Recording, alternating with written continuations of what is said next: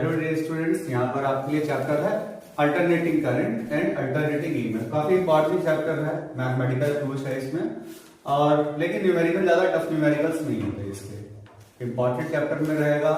इस चैप्टर में कॉन्सेप्ट आपका क्लियर होना चाहिए। जितना कॉन्सेप्ट आपका क्लियर होगा फिर चीजें आपके लिए बहुत आसान हो जाएगी। इसके लिए बहुत ज्यादा न्यूमेरिकल्स नहीं प्रैक्टिस करने पड़ेंगे। आपका कॉन्सेप्ट अगर क्लियर है तो फार्मूला बेस्ड क्वेश्चन होते हैं यहाँ पर, ठीक है। और बाकी डेरिवेशंस और उन टर्म्स के बारे में जानना बहुत जरूरी है, ठीक है। जिन टर्म्स को हम लोग यहाँ पर लिखते हैं कि वो टर्म क्या है, तो डिफिनीशन टाइप की चीजें भी पूछी जाती है, फेजर डायग्राम पूछे जाते हैं। इन सब चीजों के बारे में डिस्कस करेंगे। तो सबसे पहले बात की alternating current and alternating EMF. तो जो अल्टरनेटिंग वर्ड आता है, अल्टरनेटिंग का मतलब क्या होता है? अल्टरनेटिंग का मतलब होता है जो एक डिफरेंट टाइम इंटरवल में खुद को चेंज कर रहा है। अच्छा, इस तरीके की वेव वगैरह तो आपने देखी होगी। तो जब करंट का रिप्रेजेंटेशन साइनसोइडली यानी कि साइन के ग्राफ से होता है, अगर किसी करंट का ग्राफ साइनसोइडली बन रहा है यानी कि साइन के फंक्शन से रिप्रेजेंट किया जा रहा है, तो ऐसे करंट को अल्टरनेटिंग करंट, ऐसे ईएमएफ को अल्टरनेटिंग ईएमएफ, ऐसे वोल्टेज को अल्टरनेटिंग वोल्टेज कहते हैं। अब जैसे यहां पर देखा, यहां पर जो करंट है वो हर इंस्टेंट पर करंट का मैग्नीट्यूड चेंज हो रहा है, लेकिन उसकी पोलैरिटी एक डिफरेंट टाइम इंटरवल में चेंज हो रही है। जैसे यहां से लेकर यहां तक, फिर यहां से लेकर यहां तक जो टाइम लगा वो कैसा है? सेम। और यहां से लेकर यहां तक जाने में जो टाइम लगा है इस पॉइंट तक आने में, उतना ही टाइम इस पॉइंट से इस पॉइंट तक जाने में लगा है। यानी कि अगर किसी करंट का मैग्नीट्यूड हर इंस्टेंट पर चेंज हो रहा है और उसकी पोलैरिटी एक डिफरेंट टाइम इंटरवल के बाद में चेंज हो रही है, तो ऐसे करंट को हम लोग अल्टरनेटिंग करंट कहते हैं। एसी करंट कुछ होता ही नहीं है अपने आप में। एसी का मतलब ही अल्टरनेटिंग करंट है। एसी करंट को हम लोग अल्टरनेटिंग करंट नहीं कहेंगे। ए का मतलब अल्टरनेटिंग, सी का मतलब करंट। यानी कि the current whose graph represents sinusoidally, जो साइन फंक्शन से जिसका ग्राफ रिप्रेजेंट किया जाए, जिसकी पोलैरिटी एक डिफरेंट टाइम इंटरवल के बाद चेंज हो, जिसमें मैग्नीट्यूड हर इंस्टेंट पे चेंज हो रहा हो, ऐसे करंट को हम अल्टरनेटिंग करंट कहेंगे। ऐसे ईएमएफ को अल्टरनेटिंग ईएमएफ कहेंगे। ऐसे वोल्टेज को अल्टरनेटिंग वोल्टेज कहेंगे, ठीक है। तो हम चैप्टर स्टार्ट करते हैं। तो चैप्टर स्टार्ट करने में जैसे कि हमने यहां पर देखा इस ग्राफ में, ये हमारा अल्टरनेटिंग वोल्टेज का ग्राफ है। तो हमने देखा कि क्या हुआ यहां पर कि जितना टाइम इसको पॉजिटिव में जाने में लगा उतना ही टाइम इसको निगेटिव में आने को लगा। तो टाइम इंटरवल पोलैरिटी को चेंज करने में कैसा लग रहा है? सेम।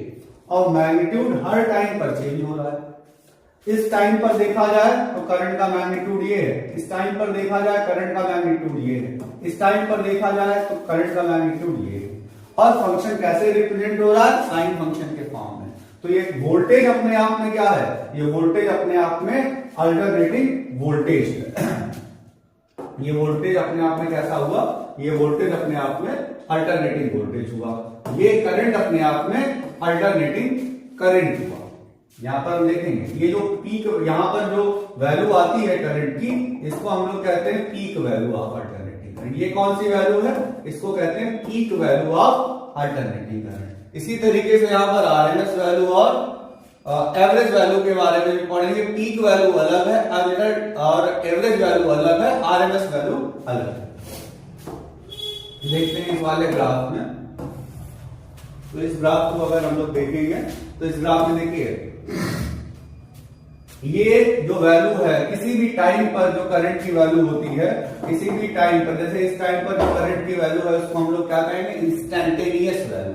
तो इंस्टैंटेनियस वैल्यू है, इसलिए करंट का फंक्शन होता है I equals to I not sine omega t, या V equals to V not sine omega t, या E equals to E not sine omega t. क्योंकि इसका जो ग्राफ है वो किस फंक्शन से रिप्रेजेंट कर रहा है? साइन फंक्शन से। साइनसोइडली फंक्शन जो है इसका। फिर यहां पर जो वैल्यू होती है इनकी पीक वैल्यू होती है इस ग्राफ की। ओमेगा क्या होता है? एंगुलर फ्रीक्वेंसी होती है। टी होता है वो इंस्टेंट जिस पर हमें करंट को पता करना है। अब हमें यहां पर आरएमएस वैल्यू और एवरेज वैल्यू के बारे में पता करना, तो याद रखना मैक्सिमम वैल्यू या पीक वैल्यू तो हमेशा पीक रहेगी ही, मैक्सिमम रहेगी ही, लेकिन उससे कम होती है आरएमएस वैल्यू, उससे कम होती है एवरेज वैल्यू, उससे कम होती और इंस्टेंटेनियस वैल्यू हो तो किसी भी टाइम पर हर टाइम पर बदलती रहेगी। तो अगर आपसे पूछा जाए एवरेज और आरएमएस में कौन बड़ा है, तो आरएमएस की फुल फॉर्म होती है रूट मीन स्क्वायर और एवरेज तो एवरेज है। तो खुद सोचो कि नाम की स्पेलिंग इसकी बड़ी है, आरएमएस के नाम की स्पेलिंग बड़ी है, बस वही वैल्यू हमारे पास में बड़ी हो गई। ठीक है, तो अगर आपसे कभी कंफ्यूजन में पूछा जाए कि इनमें से ज्यादा क्या होगा, फिर हम लोग ऐसे इसमें निकालेंगे। अब हम लोग आगे पढ़ेंगे, तो एक थोड़ा सा एडिशनल टॉपिक का एक ग्राफ शीट आपको दिखा रहे हैं। इससे कभी कभी कुछ कुछ स्कूलों में क्वेश्चन पूछे गए हैं, वेव फॉर्म के बेसिस पे पता करना। देखो जो अल्टरनेटिंग है वो इस तरीके से वेव फॉर्म भी हो सकता है उसका। अब अगर वेव फॉर्म ऐसे बनना है तो इसकी जो इफेक्टिव वैल्यू होगी, जिसको हम लोग आरएमएस वैल्यू कहते हैं, वो क्या होगा, वो एम्पलीट्यूड अपॉन √2 होगा, और जो एवरेज वैल्यू होगी वो 2 इंटू एम्पलीट्यूड अपॉन पाई होगा। अगर हमारा वेव फॉर्म इस बॉक्स के फॉर्म में है तो जो इसकी इफेक्टिव वैल्यू है वही उसकी एवरेज वैल्यू है।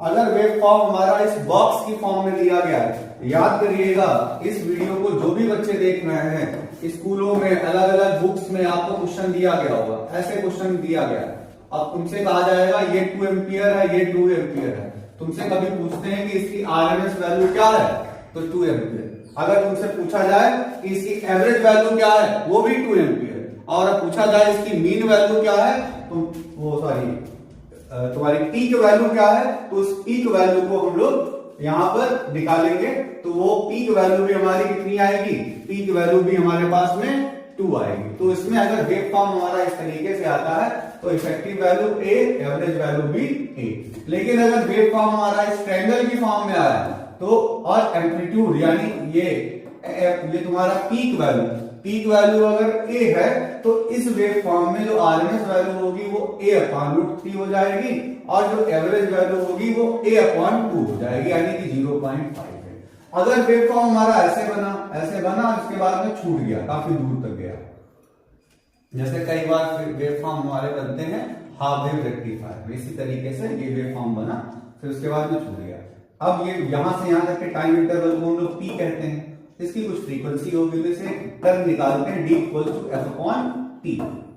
ये D निकाल लेते हैं, तो इसमें जो आरएमएस वैल्यू होती है वो A√2 होती है, और जो इसमें आरएमएस वैल्यू होती है वो जो इसमें एवरेज वैल्यू होती है वो A/T होती है। ठीक है, कन्वर्जन फैक्टर और बाकी सब चीजें भी थोड़ा हायर क्लास की है। अगर वेव फॉर्म, अगर आपका क्वेश्चन टफ आया तो यहां से आपका क्वेश्चन बन सकता था। ठीक है, वेव फॉर्म ऐसे तो हम लोग पढ़ते ही हैं नॉर्मली, लेकिन ये भी हो सकता है वेव फॉर्म, ये भी हो सकता है और ये भी हो सकता है। तो कैसे हम चेंज करेंगे, उसके लिए इस ग्राफ से आप अपने नोट्स बना लेंगे। ठीक है, अब हम लोग बात करेंगे यहां पर एवरेज वैल्यू ऑफ करंट की। तो एवरेज वैल्यू ऑफ करंट होता है, what is the average value of alternating current. तो देखते हैं, देखो एक हमारे पास में एसी सर्किट है, ये जो सप्लाई होती है, ये जो साइन होता है वो एसी सप्लाई का है। डीसी को एसी में कन्वर्ट करने के लिए ऑसिलेटर का यूज करते हैं, और जो हम लोगों के घर में सप्लाई आती है वो भी अल्टरनेटिंग सप्लाई ही आती है। उसके अलावा ऐसा ही एक सेम रेसिस्टर हमने यहां पर लगा दिया, बस यहां पर क्या है, यहां पर हमने डीसी लगा रखा। अब डीसी लगाने के बाद यहां पर कुछ करंट जा रहा होगा, यहां पर ये करंट की डायरेक्शन नहीं होगी, जो रेसिस्टेंस यहां आ रहा है वही रेसिस्टेंस यहां आ रहा है। तो अब हम लोग यहां पर पढ़ने वाले हैं average value of alternating current. ध्यान देना, क्या है, average value of alternating current. तो average value of alternating current is the value of direct current that sends equal amount of charge in the half cycle at AC does in the same circuit. यानी कि अगर हमने एक circuit बनाया, एक circuit का मतलब उसमें जो रेसिस्टर वगैरह लगे वो सेम लगे, बस क्या डिफरेंस है, एक में AC सप्लाई है और एक में DC सप्लाई है। और AC अगर होगा तो उसका कुछ ना कुछ टाइम पीरियड होगा, टाइम पीरियड होगा, यानी कि उसकी एक पूरी साइकिल जाने में जो टाइम लगता है उसको हम लोग फुल साइकिल कहते हैं। तो अपने हाफ साइकिल में वैसे अगर हम लोग एवरेज निकालते, यहां पर +2 आता, यहां -2 आता, 0 हो जाता, तो इस तरीके से तो अल्टरनेटिंग करंट की एवरेज वैल्यू 0 हो जाती। अगर वैल्यू 0 हो रही है तो फिर सब कुछ 0 ही होना चाहिए था, लेकिन प्रैक्टिकली तो ऐसा होता नहीं है। तो एवरेज वैल्यू की डिफिनेशन निकालने में फुल साइकिल में थी बड़ी प्रॉब्लम, इसलिए क्या कहा गया कि डीसी मतलब डीसी करंट ने अपने डीसी सोर्स ने हाफ साइकिल में जितना चार्ज भेजा, उस चार्ज को भेजने में जो करंट यूज हुआ, वो करंट उसी सर्किट में एसी सप्लाई का एवरेज वैल्यू कहा गया। यानी कि average value of alternating current may be defined as the value of steady current or direct current that sends equal amount of charge in the half cycle as AC does in the same circuit. Words को आप ध्यान से सुनिएगा। Average value of alternating current may be defined as the value of direct current or steady current that sends equal amount of charge in the same circuit as AC does in its half cycle। दोनों के लिए time कैसा है? Same, half cycle. दोनों कैसा? Same charge भेज रहे हैं। तो जो डीसी का जो करंट है वो तो हम लोग अमीटर से पता कर सकते हैं, लेकिन एसी का जो करंट है वो हम लोग अमीटर से नहीं पता कर सकते। एसी के अमीटर्स जो है वो अलग होते हैं, वो नॉर्मल अमीटर नहीं होता है। तो अब इस डीसी के लिए हम लोग क्या करेंगे? उसके लिए हम लोग करंट को हम लोग अमीटर से निकाल सकते हैं, डीसी में, इसमें नहीं निकाल सकते थे। तो वही, तो average value of alternating current may be defined as the value of direct current that sends equal amount of charge in the half cycle of alternating current in the same circuit. समझ में आया? यानी कि इसके half cycle में इसने जितना charge भेजा, उतना ही चार्ज भेजने में इसके जिस करंट का यूज हुआ, तो वो एसी क्या कहा गया? एसी का कहा गया एवरेज करंट। समझ में आया? तो कोई बात हमारी समझ में आ रही है? यहां पर दो सर्किट हैं, एक एसी सर्किट है और एक डीसी सर्किट है। तो एसी सर्किट का अल्टरनेटिंग करंट का कोई टाइम पीरियड है, तो अपने टाइम पीरियड के हाफ, यानी कि हाफ साइकिल में जितना चार्ज एसी भेजता है, अब डीसी को उतने ही टाइम में उसी सर्किट में उसी हाफ साइकिल में भेजना पड़े, तो जो करंट की वैल्यू होगी वो इसकी एवरेज करंट, एवरेज वैल्यू बोल दी जाएगी। ठीक है, तो समझ में आया होगा। अब हम लोग यहां पर डेराइव करते हैं इसका एक एक्सप्रेशन डेराइव करेंगे। तो अभी हम लोगों ने यहां पर पढ़ा कि यहां पर क्या था, जो हमारा आई इक्वल टू था वो था आई नॉट साइन ओमेगा टी। ये हमारा instantaneous value of alternating current है। तो क्वेश्चन में कहा गया कि इसने कितना चार्ज भेजा, इसने जो डीक्यू चार्ज भेजा उसकी वैल्यू किसके बराबर होनी चाहिए? उसकी वैल्यू बराबर होनी चाहिए आई dt के। Q equals to I t होता है।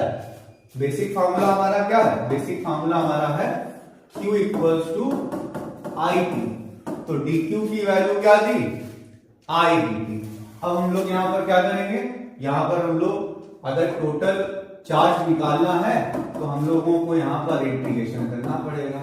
अब लिमिट लगानी कि भाई वो चार्ज जो हमने भेजा है वो किनके बीच में, तो हाफ साइकिल यानी कि 0 to t/2। ठीक है, अब हम लोग यहां पर आई की वैल्यू पुटअप कर देते हैं, जो कि आई नॉट साइन ओमेगा टी थी। अब हम लोग आई नॉट को बाहर ले लेते हैं क्योंकि वो कांस्टेंट वैल्यू है।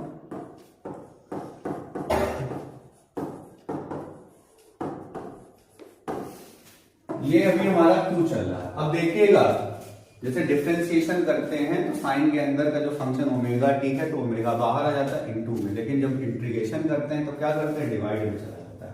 यानी कि यहाँ पर क्यू की वैल्यू आ गई आई नॉट अपॉन ओमेगा, और साइन का इंटीग्रेशन क्या हो जाएगा?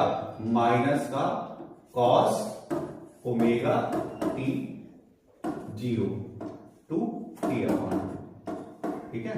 तो Q इक्वल्स टू क्या हो गया आई नॉट अपॉन ओमेगा, और यहां पर हमने क्या कर लिया, लिमिट लगा ली, minus cos omega small t की जगह पर t upon 2 minus minus plus cos 0।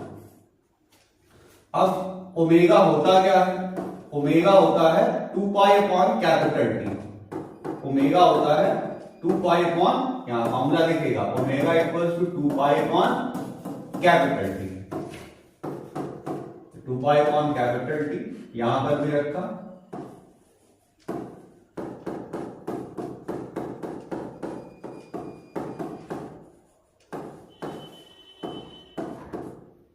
तो यहां पर माइनस का कॉस पाई आ गया। कॉस पाई की वैल्यू कितनी होती है, कॉस पाई की वैल्यू होती है, कॉस पाई होता है -1, तो माइनस कॉस पाई क्या होना चाहिए, ये होना चाहिए प्लस का, तो हमने यहां पर रखा। तो Q इक्वल्स टू क्या हुआ, T इंटू आई नॉट, यहां पर है 2 पाई, और यहां पर क्या आया +1, यहां पर भी आया +1। अब देखो +1 क्या हो गया, अब यहां पर जो Q है वो DC के अकॉर्डिंग क्या होना चाहिए, DC के अकॉर्डिंग होना चाहिए, वो DC के अकॉर्डिंग वो होना चाहिए I इंटू टी, और ये I कौन सा I है, ये एवरेज करंट है, इंटू टाइम क्या है T upon 2 equals to T into I not upon 2 pi, और ऊपर क्या हो गया 2।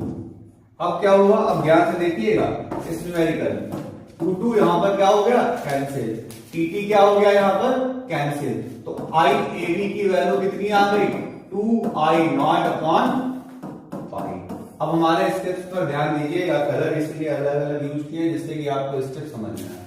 तो हमने पहले डिफिनीशन पढ़ी कि अल्टरनेटिंग करंट की एवरेज वैल्यू होती क्या है, तो average value of alternating current may be defined as the value of steady current और direct current that sends same amount of charge in the half cycle of AC as AC does in the same circuit. Okay, तो अगर हमने instantaneous value of current ली जो कि I equals to I not sine omega t, तो dq की value क्या आ गई I dt, तो q की वैल्यू क्या हो गई, इंटीग्रेशन लगाया I dt 0 to t upon. अब हमने यहां पर सॉल्व किया है, हमारा जो टाइम पीरियड चल रहा था वो कितना है, वो t अपॉन 2 चल रहा है, ठीक है। टाइम पीरियड कितना है 0 टू t अपॉन 2। dq की वैल्यू I dt थी, तो q की वैल्यू इंटीग्रेशन लगाया, अब लिमिट लगाई 0 to t upon 2, 0 to t upon 2, ये हमने लगा लिया। अब देखो जो कांस्टेंट हो सकता है उसको बाहर निकालो, निकाल लिया बाहर, अंदर क्या बचा sign omega t, sign omega T का इंटीग्रेशन क्या होगा माइनस का 1 upon omega cos omega T, 1 upon omega constant का बाहर निकाल दिया। अब 0 टू t अपॉन 2 लिखा हुआ है, ठीक है। वीडियो देखो क्लियर आ रहा है, यहां पर था लाइट ज्यादा तो नहीं पड़ रही है, देख लेना पहले, क्लियर दिख रहा यहां पर क्या, तो माइनस का कॉस ओमेगा टी, और यहां पर क्या हो गया स्मॉल टी की जगह लिमिट लगाई कैपिटल टी अपॉन 2, फिर 0 रखेंगे, माइनस माइनस प्लस हो जाएगा, ओमेगा की जगह पर 2 पाई अपॉन कैपिटल टी लिखेंगे, इसमें जो फार्मूले हमने रखे हैं उनको हमने क्लियर किया। अब क्या करेंगे, cos पाई की वैल्यू -1 होती है, तो माइनस cos पाई की वैल्यू +1 हो जाएगी, cos 0 की वैल्यू भी +1 होती है, और Q की वैल्यू डायरेक्ट करंट के अकॉर्डिंग अगर देखें तो क्या होना चाहिए करंट इनटू टाइम, और इस करंट को हम लोग क्या कहते हैं average current, average current into time, और टाइम क्या था half cycle of AC current यानी कि t अपॉन 2। तो ये पूरा हमारा डेरिवेशन आ गया, डेराइव करने को ये एक्सप्रेशन हमारा आ सकता है। लेकिन और साथ ही साथ इस बात को याद रखें, इस रिजल्ट को जरूर याद रखें। अब यहां पर हम लोग पाई की वैल्यू पुटअप कर लेंगे, कितनी होती है 3.14, और इसको सॉल्व करके देखेंगे तो 0.6 समथिंग आपका यहां पर आ जाएगा एवरेज करंट। अब एवरेज करंट अगर आपको याद हो गया तो इस डेरिवेशन को आप सॉल्व करके देखेंगे, पीछे करके वीडियो को देखेंगे और इसको अपने आप करने की कोशिश करेंगे, ठीक है। फिर हम लोग चलते हैं डायरेक्ट करंट पर, क्योंकि हम लोगों के पास में लाइव क्लास जितना टाइम नहीं है, इसलिए अब हम लोग पढ़ते हैं यहाँ पर आरएमएस करंट, बहुत इंपॉर्टेंट है आरएमएस करंट। क्या होता है आरएमएस करंट? कोई भी तुम डिवाइस खरीदते हो तो उस पर लिखा जाता है इस तरीके से कि 220 वोल्ट 50 हर्ट्ज, इंडिया में जो स्टैंडर्ड फ्रीक्वेंसी का है वो है 50 हर्ट्ज का, यानी कि यहां पर जो एसी की सप्लाई है वो 50 हर्ट्ज की है। करंट 1 सेकेंड में 100 बार अपनी डायरेक्शन को बदलता है, ठीक। और उस पे लिखा है 220 वोल्ट। अब ये वोल्टेज कौन सा है, एवरेज है या इंस्टैंटेनियस है या एवरेज आरएमएस है, कौन सा? तो याद रखना वो आरएमएस दिया है, तब फ्रीक्वेंसी के साथ जो वोल्टेज दिया जाएगा वो कौन होगा, वो आरएमएस वोल्टेज होगा। तो आरएमएस वैल्यू क्या है, फुल फॉर्म उसकी होती है रूट मीन स्क्वायर। अब रूट मीन स्क्वायर का मतलब होता है कि पहले स्क्वायर करें, फिर मीन निकालें, फिर आप स्क्वायर रूट निकालें, बट हमें अलग अलग वैल्यूज को पता नहीं है, तो इसको डिफाइन करने का तरीका थोड़ा सा अलग है। पिछली बार हम लोग क्या कर रहे थे, पिछली बार हम लोग same amount of charge transfer कर रहे थे हाफ साइकिल में। इस बार क्या है, same amount of heat develop होगी फुल साइकिल में, यानी कि RMS value of alternating current may be defined as the value of direct current और steady current that produces same amount of heat as AC does in its half cycle in the same circuit, यानी कि time दोनों के लिए bound कर दिया गया half cycle. जो एसी की हाफ साइकिल है वही डीसी का टाइम तय कर दिया गया कि उतने टाइम में उसको हीट प्रोड्यूस करनी है। तो हाफ साइकिल में सेम सर्किट में एसी ने जितनी हीट प्रोड्यूस की थी उतनी हीट अगर डीसी ने प्रोड्यूस कर दी तो डीसी का जो करंट है वो अल्टरनेटिंग करंट का आरएमएस वैल्यू कह दिया गया। समझ में आया? दो सर्किट है हमारे पास में, देखो दो सर्किट है, एक सर्किट है उसमें एक रेसिस्टर लगा है और नीचे जो सप्लाई लगी है वो सप्लाई है अल्टरनेटिंग सप्लाई। अब इसने क्या किया, इस सर्किट में टी टाइम में टीएच हीट सप्लाई करी, प्रोड्यूस करी, सॉरी सप्लाई की जगह प्रोड्यूस होगा, प्रोड्यूस की। अब उतनी ही हीट उसी सर्किट में डीसी ने सेम साइकिल में सेम हीट प्रोड्यूस कर दी। तो ये जो V वैल्यू थी वो अल्टरनेटिंग करंट के वोल्टेज के बिहाफ पे ये आरएमएस वैल्यू कह दी गई। जो करंट पास हो रहा था डीसी के टाइम पे, इसमें जो करंट पास हो रहा है वो एसी के हिसाब से क्या है, आरएमएस। कंडीशन क्या है कि सेम टाइम में, और वो टाइम क्या है, full cycle of AC. Same time full cycle of AC में जितना एसी हीट प्रोड्यूस करता है उतनी हीट अगर डीसी ने फुल साइकिल में प्रोड्यूस कर दी तो डीसी के अल्टरनेटिंग करंट को हमने बोल दिया average value of alternating current. अब इस डेरिवेशन को हम लोग यहां पर देखेंगे। तो डेरिवेशन के हिसाब से अगर हम लोग देखें तो वही है, आई इक्वल टू ले लिया I not sine omega t, ठीक है। आई नॉट है पीक वैल्यू, साइनसोइडल ग्राफ है, ओमेगा एंगुलर फ्रीक्वेंसी है, टी इंस्टेंट है, आई है हमारा इंस्टेंटेनियस करंट। अच्छा, जो हीट प्रोड्यूस होगी according to Joule's law, DH equal to I square RT, तो I not square sine square omega t RT, यानी कि h निकालने के लिए आप करेंगे इसका इंटीग्रेशन।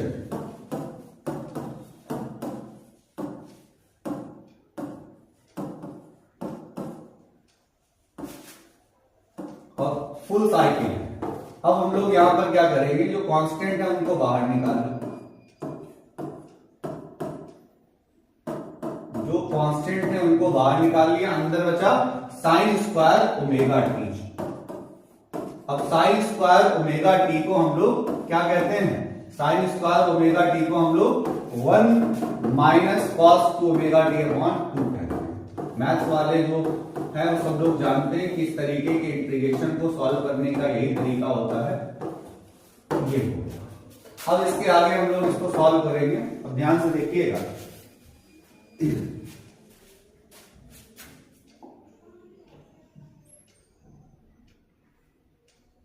इधर थोड़ी सी स्पेस बना, आप इसको देखिएगा अपने। अब हमने क्या किया, आई नॉट स्क्वायर आर टी तो हमारा बाहर चल ही रहा था, यहां है 0 टू टी। अब 1/2 भी हमने बाहर ले लिया कॉमन, तो क्या बचा 1 minus cos two omega T D T. अब इसका इंटीग्रेशन कर दो, ये h चल रहा है हमारा, h इक्वल टू क्या हो जाएगा 1/2 I0 स्क्वायर RT। 1 का इंटीग्रेशन क्या होता है t, और cos टू ओमेगा t का हो गया 1/2 omega sin omega t। Limit क्या हो गई 0 टू कैपिटल T। सॉल्व किया 1/2 I0 स्क्वायर RT और लिमिट लगाई t माइनस वही कैपिटल T लिखेंगे और टू ओमेगा की जगह पर क्या, ओमेगा की जगह क्या कर लेंगे, ओमेगा की जगह लिख लेंगे 2 पाई अपॉन कैपिटल T। तो ये ऐसे हो गया, यहां पर साइन 2 ओमेगा, ओमेगा की जगह पर 2 pi upon capital T minus T की जगह पर 0 और माइनस माइनस प्लस 1/2 ओमेगा, सब कुछ क्या बना देगा 0, क्योंकि साइन 0 की वैल्यू 0 होती है। और सॉल्व करते चले जाएंगे तो 1/2 I0 स्क्वायर RT, यहां पर लिखा t, और यहां पर देखो हम लोग देखते हैं टी कैंसिल हो गए, साइन 4 पाई, याद रखिएगा साइन कितने भी पाई हो 1 पाई 2 पाई 3 पाई 4 पाई 5 पाई, हमेशा वैल्यू कितनी आती है 0 आती है। तो यहां पर वैल्यू कितनी हो गई, यहां पर हमारे पास वैल्यू 0 हो गई, ठीक है। हमारे पास में यहां पर DH एक थोड़ा सा यहां पर चेंज करेंगे,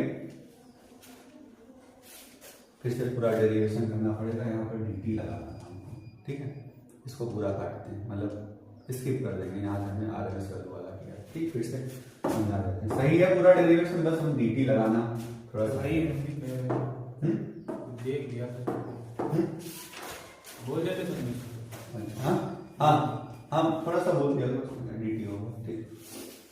तो हम लोग देखते हैं RMS value of alternating current. Definition तो आप समझ ही गए होंगे। अब derivation prove that average power in a capacitive circuit is 0, तब तो आप इसका यूज करेंगे, वरना हमने एक फॉर्मूला बताया था, एवरेज पावर इक्वल्स टू होता है VRMS IRMS cos फाई।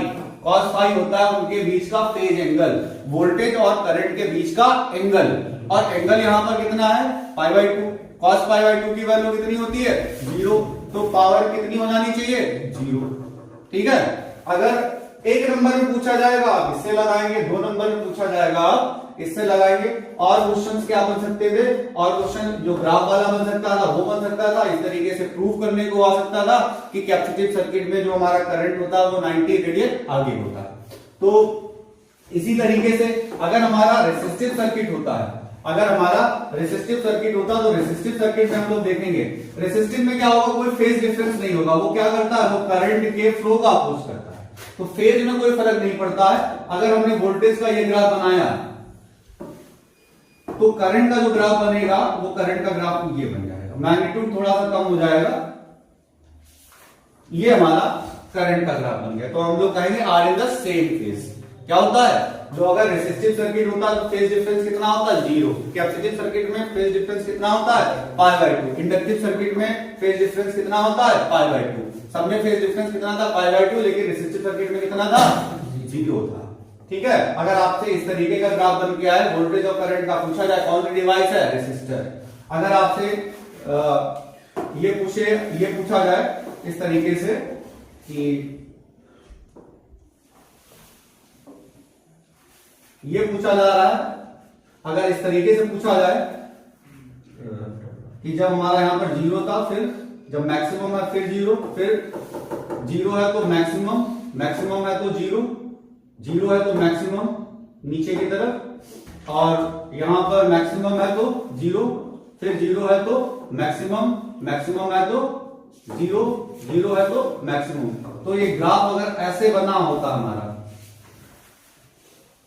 तो कौन सा सर्किट होता, अगर इस तरीके का होता इंडक्टिव सर्किट, कौन सा होता, और कैपेसिटिव का तो अभी हमने बताया, एक नंबर का क्वेश्चन आपका यहां से आने का चांसेस है। डेरिवेशंस भी हमने बताई रखे हैं इस फॉर्म में, न्यूमेरिकल्स भी हम लोग देखेंगे अभी। अब हम लोग चलते हैं सीधे अपने इंपॉर्टेंट डेरिवेशन पर, जिसका नाम है सीरीज एलसीआर सर्किट का जो डेरिवेशन है, बहुत इंपॉर्टेंट डेरिवेशन है, इसकी सारी चीजें अभी हम लोग पढ़ेंगे। ये आपका क्विक रिवीजन है, इसलिए हम बहुत ज्यादा फैक्ट्स पे डीप नहीं जा रहे हैं, क्योंकि डीप जाने का टाइम बचा नहीं है। ठीक है, अब हम लोग देखते हैं यहां पर, जैसे ये एक डिवाइस देखते हैं, यहां पर क्या है,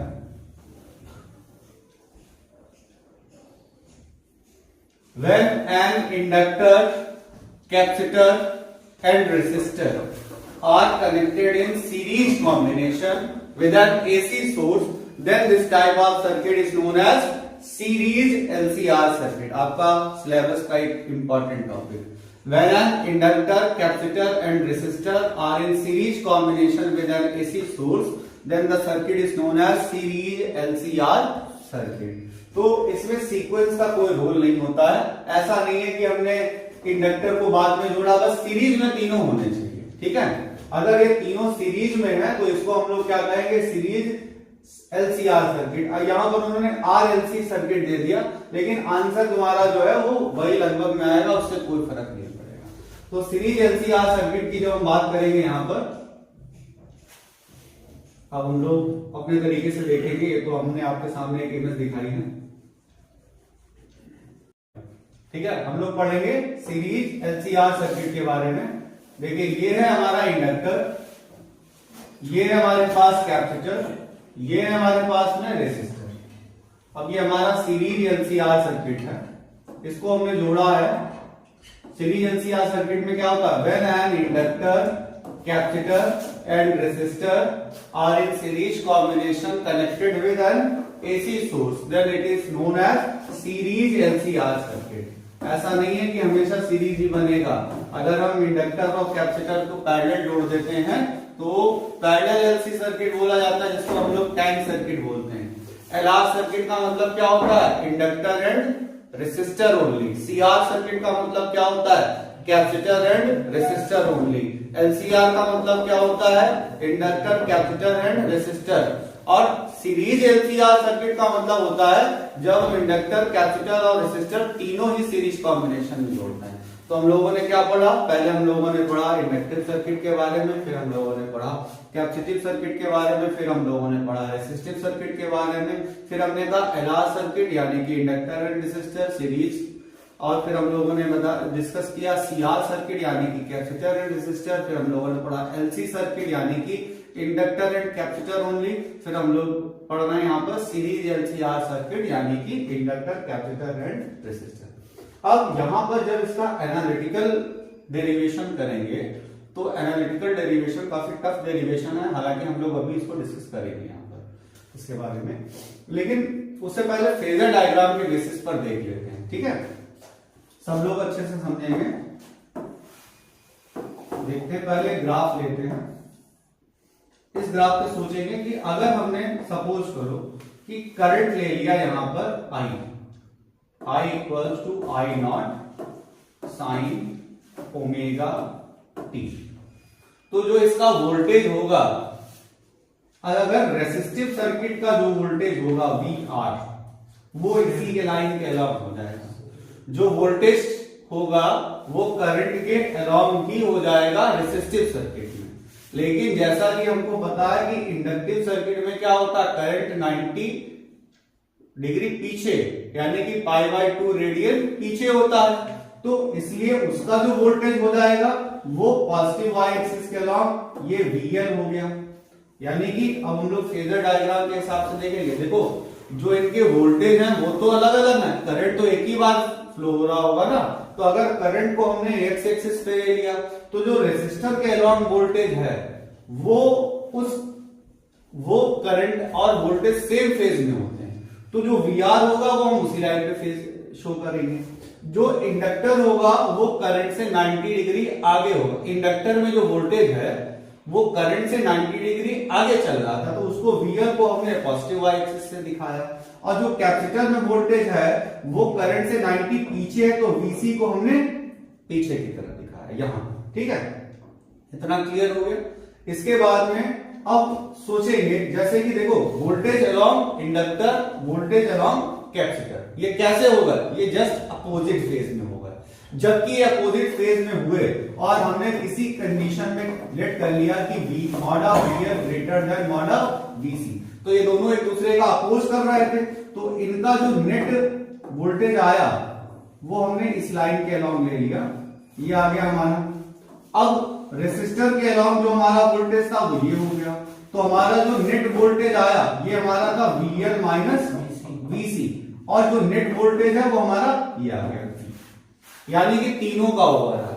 VR कहां पे है, वो I के अलोंग है, जो VL है वो कहां है, वो I के 90 डिग्री आगे, जो VC है वो कहां है, VR के 90 डिग्री पीछे, क्योंकि जो हम लोगों ने फेज एंगल्स पढ़े हैं अभी उस फेज एंगल के बेसिस पर हम लोग देख रहे हैं कि कौन आगे है कौन पीछे, क्योंकि सर्किट में जो करंट होगा वो तो जा रहा होगा अपने हिसाब से, एक फेज के हिसाब से। जो हमारी डिवाइसेस हमने लगाई उनमें जो वोल्टेज है, उनमें जो पोटेंशियल ड्रॉप है या वोल्टेज है, जो ईएमएफ हम लोग कहें उसको, तो वो कहां पे होगा, तो रेसिस्टिव में इन द सेम फेज, इंडक्टर में 90 डिग्री π/2 रेडियन आगे और कैपेसिटर में π/2 रेडियन पीछे। अब हमने देखा कि इंडक्टर कैपेसिटर और इंडक्टर में जस्ट अपोजिट फेज में है, और किसी वजह से अगर इंडक्टर का ज्यादा हुआ तो VL माइनस VC हमने ले लिया, वो हमारा कहां पर बचेगा, अगर हमारा VC अगर ग्रेटर होता तो हम लोग इस लाइन के अलोंग लेते, अगर हमारा VL ग्रेटर है तो हमने इस लाइन के अलोंग लिया। अब y एक्सिस के अलोंग हमारा VL माइनस VC है और x एक्सिस के अलोंग VR है, तो जो इनका नेट वोल्टेज हुआ V, वो हम लोग पैरेललोग्राम लॉ वेक्टर एडिशन से ले लेंगे। तो V की वैल्यू निकालने के लिए हम लोग क्या करेंगे, अब हमने क्या लिया, इसको जैसे हमने ले लिया था OA, इंडक्टर जो रेसिस्टर था उसका वोल्टेज हमने डिनोट किया OA से, जो इंडक्टर था उसको हमने लेट किया OP से, और इसको हमने लेट किया है कैपेसिटर को OR से, और इसको लेट किया है हमने OQ से, ठीक है। तो अब OQ के अलावा हमने एक लाइन डाली यहां पे, अब यहां पर लेट किया कि जो हमारे पास नेट वोल्टेज है वो फेज बना रहा होगा 5 फेज बनाया उसने।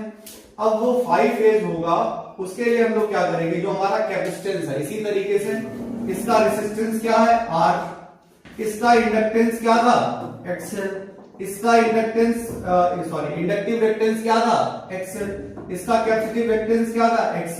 यहां पर अगर हम लोग अपोजिशन देखें तो mod of XL minus XC, जो कि हमारी सपोज करो AB लाइन है, तो AB लाइन की वैल्यू किसके बराबर है, AB लाइन की वैल्यू है XL माइनस XC के बराबर। तो हमारे पास में नेट अपोजिशन कितना आ जाएगा,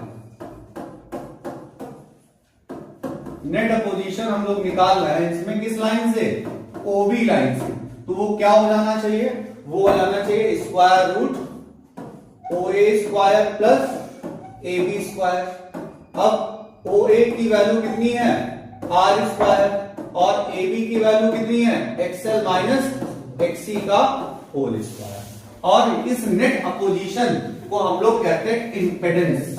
क्या बोलते हैं, impedance, यानी कि total opposition offered by the all the circuit elements like inductor, capacitor and resistor only in the AC circuit is known as impedance. इसकी भी SI यूनिट क्या होती है, ओम होती है, याद रखना ओम होती है, और हम लोग इसको इस तरीके से पढ़ेंगे, impedance, resistance, inductive reactance, capacitive reactance, सबकी SI यूनिट क्या है, ओम।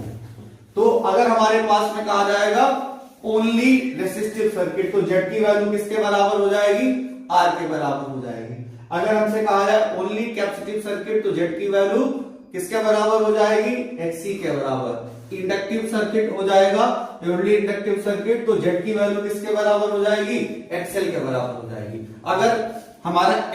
अगर हमारा होगा यहाँ पर LC सर्किट, तो Z की वैल्यू XL माइनस XC के बराबर। अगर हमारा होगा LR सर्किट, तो XL की वैल्यू क्या हो जाएगी, R square plus XL whole XL square, फिर Z square root R square plus XL square. अगर हमारा हो जाएगा CR सर्किट, तो square root R square plus XC square.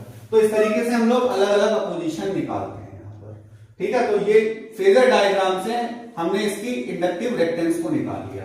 अब हमें फेज एंगल निकालना कि एंगल कितना बनना होगा, तो tan फाई का फॉर्मूला यहाँ पर कैसे निकालेंगे, tan फाई क्या होना चाहिए, ए बी अपॉन ओ ए। तो ए बी की वैल्यू क्या थी, मॉड ऑफ एक्सएल माइनस एक्ससी, और ओ ए की वैल्यू क्या थी, आर। तो tan फाई की वैल्यू क्या हो गई, tan फाई की वैल्यू हो गई XL minus XC upon R. ठीक है, ये हमारे पास में वैल्यू आ गई। तो इस तरीके से ये हमारा इससे आजकल ज्यादातर आपके अप्लाइड क्वेश्चंस पूछे जा रहे हैं जिसमें फार्मूला यूज हो रहा है। एनालिटिकल मेथड से डेरिवेशन अभी हम लोग कर रहे हैं। ठीक है, तो लेट किया हमने किसी एक सर्किट में, सीरीज एलसीआर सर्किट में जो हमारा करंट है वो वोल्टेज से फाई एंगल बना है, क्योंकि यहां पर कोई पर्टिकुलर नहीं है। तो ये देखते हैं, ये हमारा इंडक्टर, कैपेसिटर, रेसिस्टर, ये सब सीरीज कॉम्बिनेशन में कनेक्ट है किसी एसी सोर्स से। ये V इक्वल का V not sine omega t. ये हमारा इंडक्टर है, ये कैपेसिटर है और ये रेसिस्टर है। इसका पोजीशन R है, इसका पोजीशन XC है, इसका पोजीशन XL है। ठीक है, अब हम लोग डेरिवेशन अपना स्टार्ट करते हैं। अब हमने लेट किया कि यहां पर जो वोल्टेज है और जो करंट है उसमें क्या रिलेशंस हैं, क्या फेज एंगल रहा होगा, इन सब चीजों के बारे में। तो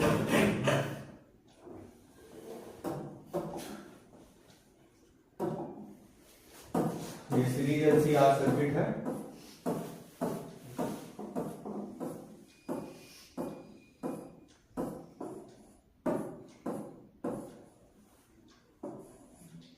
सारे अलग अलग टाइप के सर्किट्स हैं। सीरीज एलसीआर सर्किट, ये आपका एनालिटिकल मेथड से डेरिवेशन है।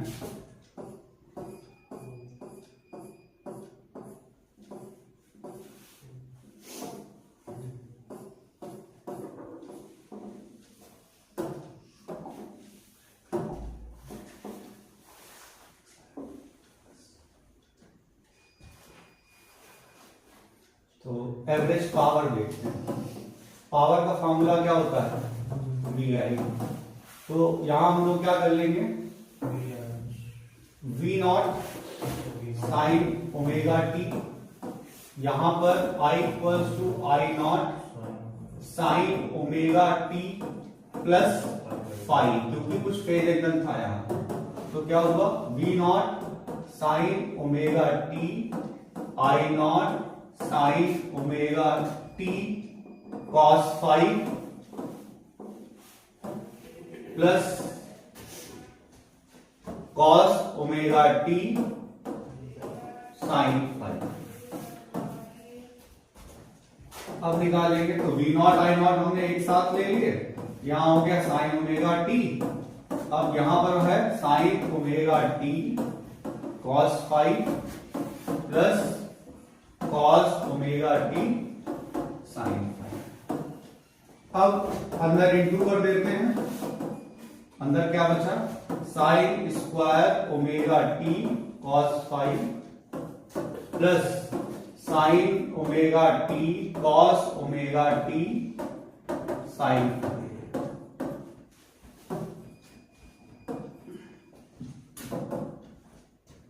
अब हम लोग क्या करेंगे, ये इंस्टेंटेनियस पावर निकालेंगे। ये हमारी आ रही है इंस्टेंटेनियस पावर, ये इंस्टेंटेनियस पावर है V naught I not.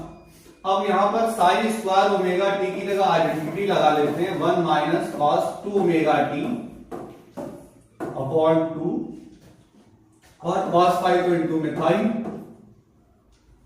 Plus यहां पर 1 अपॉन 2 साइन 2 ओमेगा टी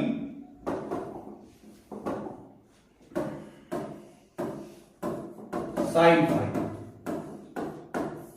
यानी कि जो इंस्टेंटेनियस पावर है वो आ गई V naught I naught upon 2 I naught 1 minus cos 2 omega t into cos phi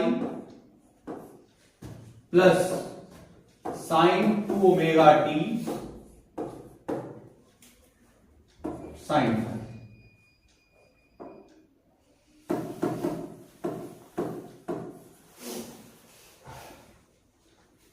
अब अब यहाँ पर अगर इसको थोड़ा सा और सॉल्व करने की कोशिश करें हम लोग इंस्टेंटेनियस पावर को, तो हम लोग लिख सकते हैं P I instantaneous power equals to V naught I not upon two cos phi minus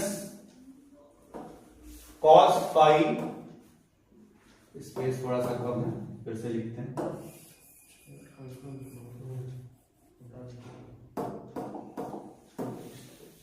छोटा डायग्राम पर आप ध्यान दीजिएगा।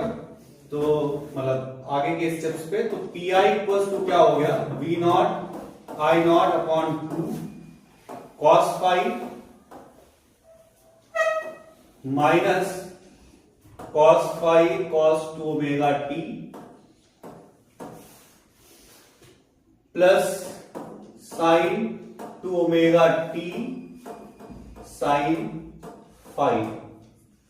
ठीक है, ये हमारे पास में इंस्टेंटेनियस पावर आई। ठीक है, अब हम लोग इसको अगर और लिखना चाहें तो इंस्टेंटेनियस पावर हो जाएगी V naught I not upon two cos phi minus का ये फॉर्मूला बन गया हमारा cos two omega t plus phi. ये आइडेंटिटी हमारी बन गई इंस्टेंटेनियस पावर की। ठीक है, सारे स्टेप्स फिर से देखते हैं। हम लोग यहां पर निकाल रहे थे एवरेज पावर इन एन, ठीक है, हम लोग यहां पर निकाल रहे हैं average power in an series LCR circuit. तो सीरीज एलसीआर सर्किट की जो एवरेज पावर होगी उसको हम लोग कैसे निकालेंगे, पी आई इक्वल्स टू क्या हो गया, वी आई के बराबर। वी आई की वैल्यू कितनी है, V not sine omega t. जो हमारा इंस्टेंटेनियस वोल्टेज है वो है V not sine omega t. और हमने फेज एंगल कितना ले लिया, 5, क्योंकि इस बार फिक्स नहीं था ना 90 डिग्री है कि सेम फेज में, कुछ भी फेज डिफरेंस हो सकता है हमारा इंडक्टर, कैपेसिटर और रेसिस्टर के बेसिस पे। तो अब हम लोगों ने क्या किया, अगर हमारा फेज एंगल 5 है तो करंट हो गया I equal to I not sine omega t plus 5। अब हमने साइन ए प्लस बी की आइडेंटिटी रखी। कौन कौन सी आइडेंटिटीज हमने यूज की हैं उनको हम लिख देते हैं। कुछ बायो वाले बच्चे होंगे उनको प्रॉब्लम हो सकती है। साइन ए प्लस बी की आइडेंटिटी होती है sign A cos B plus cos A sine B. ये हमारी आइडेंटिटी है। ठीक है, तो इसके बिहाफ पे हमने यहां पर इसको ओपन किया। फिर हमने क्या कर लिया, आई नॉट और वी नॉट को एक साथ लिखा। फिर हमने क्या लिखा, साइन ओमेगा टी को हम अंदर ले गए, साइन स्क्वायर ओमेगा टी हो गया कॉस फाइव और sine omega t cos omega t sine five.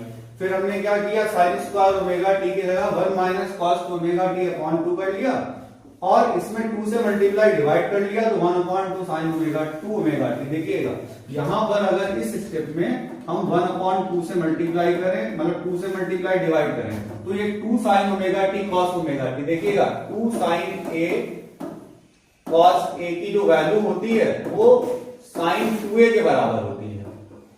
Maths वालों को तो रटा होगा, जिनको दिक्कत है वो ऐसे देखें, 2 साइन ए कॉस ए कितना होता है, साइन 2a। तो 2 sine omega t cos omega t कितनी होती है, ये होती है साइन 2 ओमेगा टी।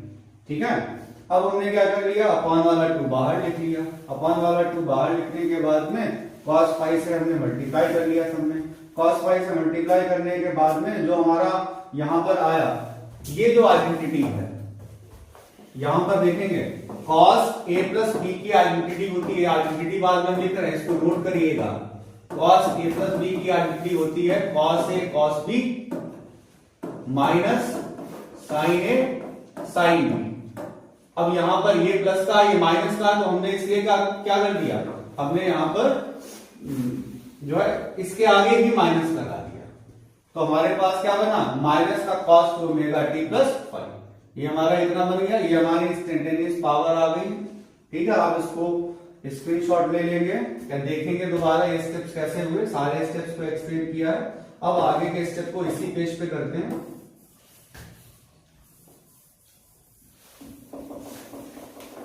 अब एवरेज पावर, आपको पता है ना एवरेज पावर का फॉर्मूला क्या होता है। एवरेज पावर हमारी जो है वो क्या होती है, हम लोग निकाल रहे हैं average power in CV LCR circuit. तो एवरेज पावर होती है 1/t 0 to t dt, यानी कि 1/t जो हमारी इंस्टेंटेनियस पावर आई है, कितनी आई है, वो आई है v0 i0 upon 2 cos phi minus cos 2 omega t plus phi dt। अब इसको अगर हम अलग अलग स्प्लिट करते हैं तो स्प्लिट करने में क्या हो जाएगा, 1/2t और v0 i0 हमने निकाल लिया बाहर, v0 i0 अपॉन 2t। तो यहां पर क्या बचा, 0 to t cos phi dt minus अब यहां पर क्या होना चाहिए, यहां पर ये अलग पार्ट हो गया 0 to t cos 2 omega t plus phi d। तो इस तरीके से हमने इसको स्प्लिट कर लिया है, ठीक है।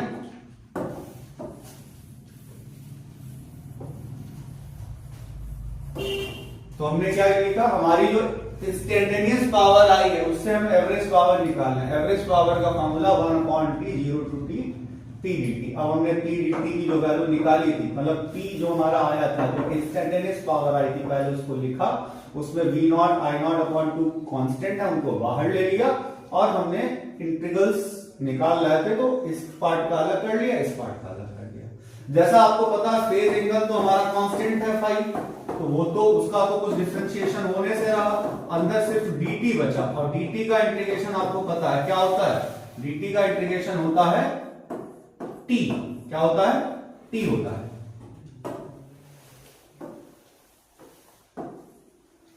dt का इंटीग्रेशन हो गया हमारा t हो गया और लिमिट लगी है 0 to t माइनस। ऐसे इस पार्ट को अगर हम लोग सब्स्टिट्यूशन से सॉल्व करेंगे तो सब्स्टिट्यूशन से सॉल्व करने पर क्या होगा, 1/2 ओमेगा आ गया नीचे और cos का कितना हो गया, sin 2 ओमेगा t प्लस 5 और लिमिट क्या लगी है 0 to t, ठीक है, क्लियर हो।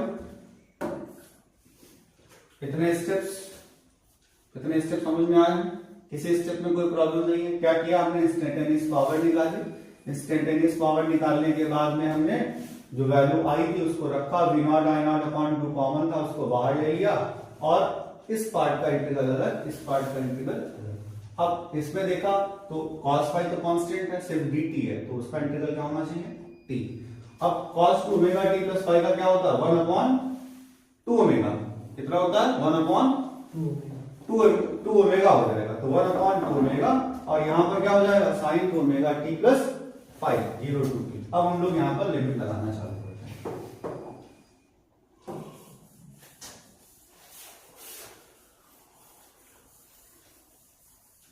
तो हमारी एवरेज पावर कितनी आ जाएगी, तो एवरेज पावर के लिए हमारा क्या है, v0 i0 अपॉन 2 ये तो हमारा बात था ही, और यहां पर हमने लगाया तो आया cos phi t minus 0, capital T minus 0 minus 1/2 omega और यहां पर लिमिट लगाएंगे तो एक बार स्मॉल t रखेंगे,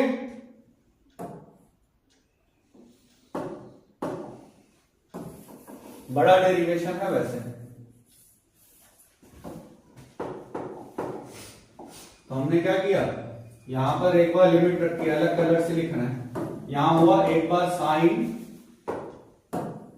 2 omega capital T plus 5 minus sine 2 omega 0 plus 5, ठीक है। तो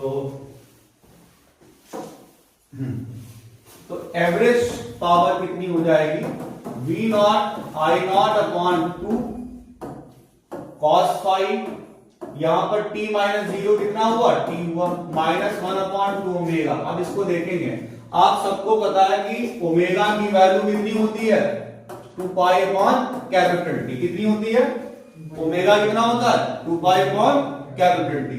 जैसे यहां पर ओमेगा की जगह पर 2 पाई अपॉन कैपिटल टी अगर रखें तो टी तो कैंसिल हो जाएगा, कितना आएगा साइन 4 पाई प्लस 5, और यहां कितना हो जाएगा साइन, ये हो जाएगा 0 साइन 5। अच्छा साइन इवन में कुछ भी हो, जैसे sine 2 pi plus theta, sine 4 pi plus theta, sine 6 pi plus theta, sine theta आता है, तो इसको सॉल्व करने की वजह से यहां पर कितना आ जाएगा average power equals to v naught I not upon 2 cos phi into t minus 1 upon 2 omega, और यहां कितना आया sine phi minus sine phi।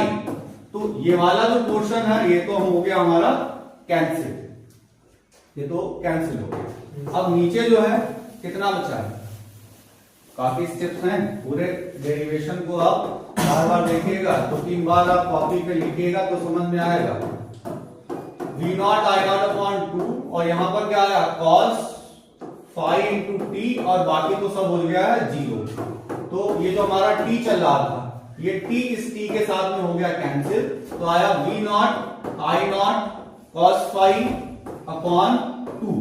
अच्छा इस 2 को अगर हम ब्रेक करें, इस 2 को अगर हम ब्रेक करें तो P average equals to V naught upon root 2 I naught upon root 2 cos phi, और आपको पता है V नॉट अपॉन रूट 2 को क्या कहते हैं VRMS, I naught upon root 2 IRMS into cos phi, जिसको हम लोग बोलते हैं पावर फैक्टर, इसको क्या बोलते हैं हम लोग पावर फैक्टर बोलते हैं। तो ये एवरेज पावर का एनालिटिकल मेथड से हमने पूरा डेरिवेशन कर दिया है। आप इस वीडियो में शुरुआत से देखेंगे, एक एक स्टेप हमने यहाँ पर बताने की कोशिश की है। काफी बड़ा डेरिवेशन है। अगर आपका आया कि जैसे इंडक्टिव सर्किट में तो 0 था, कैपेसिटिव सर्किट में भी 0 था, लेकिन 0 क्यों था अगर एक नंबर में प्रूव करना तो इसी फॉर्मूले से आता है। अब इस फॉर्मूले का डेरिवेशन ये आपका टफ डेरिवेशन में माना जाता, पहले बोर्ड में आया करता था। इस समय आप उतना इंपॉर्टेंट हम इसको नहीं मान सकते, लेकिन फिर भी टफ क्वेश्चन है, प्रिपेयर करना बनता है इसका। फिर आगे बढ़ते हैं और एक नया टॉपिक पढ़ते हैं, उसका नाम है वाटलेस करंट। क्या है टॉपिक का नाम? Wattless current. तो वाटलेस करंट क्या होता है, जैसे कि अभी हमने आपको बताया कि हमारे पास में जो एसी करंट होता है, तो एसी करंट में 2 कंपोनेंट होते हैं। जैसे यहां पर क्या था, ये हमारा था करंट है I equals to I not sine omega t plus I sine omega t जैसे हमने ले लिया, और यहां पर फेज एंगल ले लिया फाई, और हमने इसका वोल्टेज ले लिया V not sine omega t plus phi. अब वाटलेस करंट की कंसिडरेशन को समझना। The component of AC current due to power consumption is 0। The component of AC current due to which power consumption in the circuit is 0 is known as wattless current. Wattless क्या है? Wattless current. अब watt का मतलब क्या है? Power, और less का मतलब है पावरलेस, यानी कि अल्टरनेटिंग करंट का वो कंपोनेंट जिससे कि एसी सर्किट में जो पावर कंजम्पशन है वो 0 हो रहा है, उसको हम लोग वाटलेस करंट बोलेंगे। लेकिन समझेंगे कैसे? हमने लिख कर लिया कि हमारे पास में एक एसी सर्किट है, वो LR circuit, CR circuit, LCR circuit कुछ भी हो सकता है। तो उसमें करंट था हमारा आई नॉट साइन ओमेगा टी, और वोल्टेज के साथ कुछ फेज डिफरेंस पाई था, हमने लिख कर लिया वोल्टेज हमारा थोड़ा सा आगे है, v equals to V not sine omega t है, ओमेगा टी प्लस फाई। अब देखते हैं कि ये जो कंपोनेंट जब निकालेंगे I not sine omega t के, तो क्या आ जाएगा? यहां आ जाएगा I not sine omega t, और इसका कंपोनेंट क्या बना? Cos phi. और यहां पर इसका दूसरा कंपोनेंट आया I not sine omega t sine phi. क्योंकि देखो कोई भी हमारे पास क्वांटिटी होती है, उस क्वांटिटी में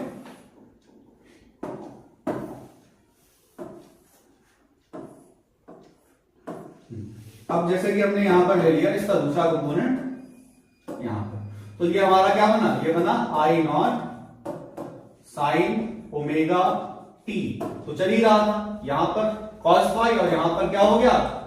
साइन फाई। यहां पे हो गया साइन फाई। जैसे आपने देखा होगा क्लास 11 पढ़ा था, ये अगर आपका मोमेंटम है P, यहां पर है फाई, तो ये हो गया P cos फाई और ये हो गया हमारा P sin फाई। वही प्रिंसिपल यहां पर हमने ले लिया, इसके दोनों कंपोनेंट ले लिए। अब जब हम इसके अलाउंग जाएंगे तो इनके बीच में एंगल कितना बन रहा है? 0। तो यानी कि यहां पर तो पावर कंजप्शन है।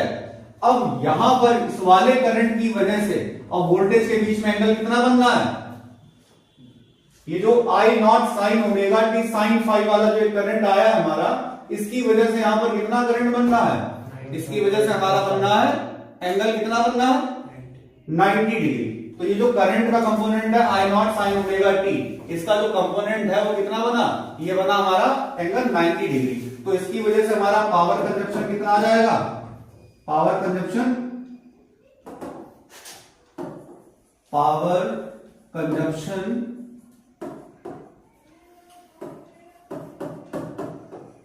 Due to I not sine omega t कितना हो गया? 0। क्योंकि यहां पर हमारे पास में एंगल कितना था? यहां पर हमारे पास में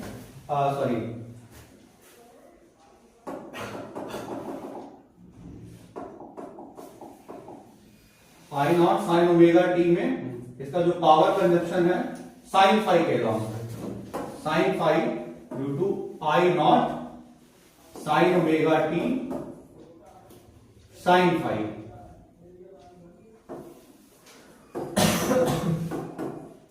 I not sine omega t तो हमारा करंट था, यानी कि I साइन फाई, वो कितना हो गया? 0 हो गया। तो I जो साइन फाई होगा वो हमारा कौन सा करंट हो जाएगा? वाटलेस करंट हो जाएगा। कौन सा हो जाएगा? Wattless current. इसके बाद हम लोग एक नई चीज को पढ़ते हैं, इसका नाम है रेजोनेंस। बहुत इंपॉर्टेंट टॉपिक है।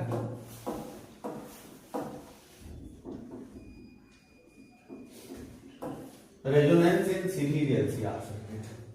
क्या प्रिंसिपल है? ध्यान दीजिएगा। इंडक्टर, कैपेसिटर, रेसिस्टर, ये जुड़े हैं किससे? एसी सोर्स से। और ये एसी सोर्स है V equals to V not sine omega t. ये इंडक्टर है, कैपेसिटर है, रेसिस्टर है, रेसिस्टेंस R है, कैपेसिटिव रिएक्टेंस XC है, यहाँ पर है XL। तो हम लोगों ने यहाँ पर पढ़ा था, जेड के बारे में पढ़ा था। तो एक प्रिंसिपल है, when in series LCR circuit inductive reactance is equal to capacitive reactance. भाई जेड का फॉर्मूला हम लोगों ने क्या लिया था? जेड इक्वल टू लिया था XL माइनस XC का whole square plus R square, ये फॉर्मूला था। तो when inductive reactance is equal to capacitive reactance, when inductive reactance is equal to capacitive reactance, then impedance of the circuit is equal to resistance, then this condition is known as resonance condition in series LCR circuit, and the frequency is known as resonant frequency। इस frequency को क्या कहते हैं? resonant frequency कहते हैं। क्या लिखेंगे हम लोग? resonance अगर आया, what is the resonance condition और resonant frequency in series LCR circuit? आपके प्री बोर्ड्स में क्वेश्चन आया जरूर होगा कभी ना कभी। तो उसमें क्या लिखेंगे? when in an AC circuit if inductive reactance is equal to capacitive reactance, then resistance, then impedance of the circuit is equal to its resistance, then the circuit is known as in resonance condition and the frequency used at this time is known as resonant frequency। तो हम लोग चलते हैं resonant frequency के ऊपर थोड़ा सा देखते हैं। हमने कंडीशन बताई थी XL equals to XC। XL की वैल्यू क्या होती है? XL, और XC की XL इक्वल्स टू XC लिया था। अब आगे देखते हैं XL की वैल्यू क्या होती है? L ओमेगा, और XC की वैल्यू क्या होती है? 1/C omega. ओमेगा स्क्वायर हुआ 1/LC, ओमेगा इक्वल्स हुआ 1/स्क्वायर रूट LC, ओमेगा की जगह हुआ 2 pi nu not equals to 1/स्क्वायर रूट LC। तो न्यू नॉट की वैल्यू क्या हो गई? 1/2 पाई स्क्वायर रूट LC। ये हमारा न्यू नॉट की वैल्यू आ गई 1/2 स्क्वायर रूट एलसी हमारे पास में वैल्यू आ गई, जिसको हम लोग क्या बोलेंगे, जिसको हम लोग बोलेंगे रेजोनेंट फ्रीक्वेंसी का ये एक्सप्रेशन आ गया।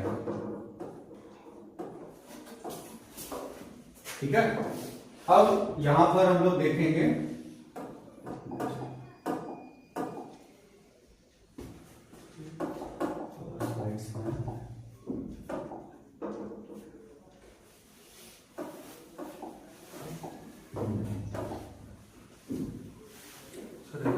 ट्रांसफार्मर बचा चाहिए।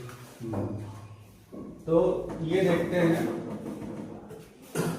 जैसे जो हमारा सर्किट है, इस सर्किट में पहले अलग से ही बता देते हैं। जैसे हमारे पास में एक सर्किट है, इस सर्किट में जैसे हमने आपको फॉर्मूला बताया Z equals to square root XL minus XC whole square plus R square. तो ये हमारा जो करंट है और फ्रीक्वेंसी, इनके बीच में ग्राफ बना। तो जैसे देखेंगे, जैसे जैसे हमारी फ्रीक्वेंसी बढ़ती जाएगी वैसे वैसे हमारा करंट भी बढ़ता जाएगा। ये ग्राफ ऐसे बनता है।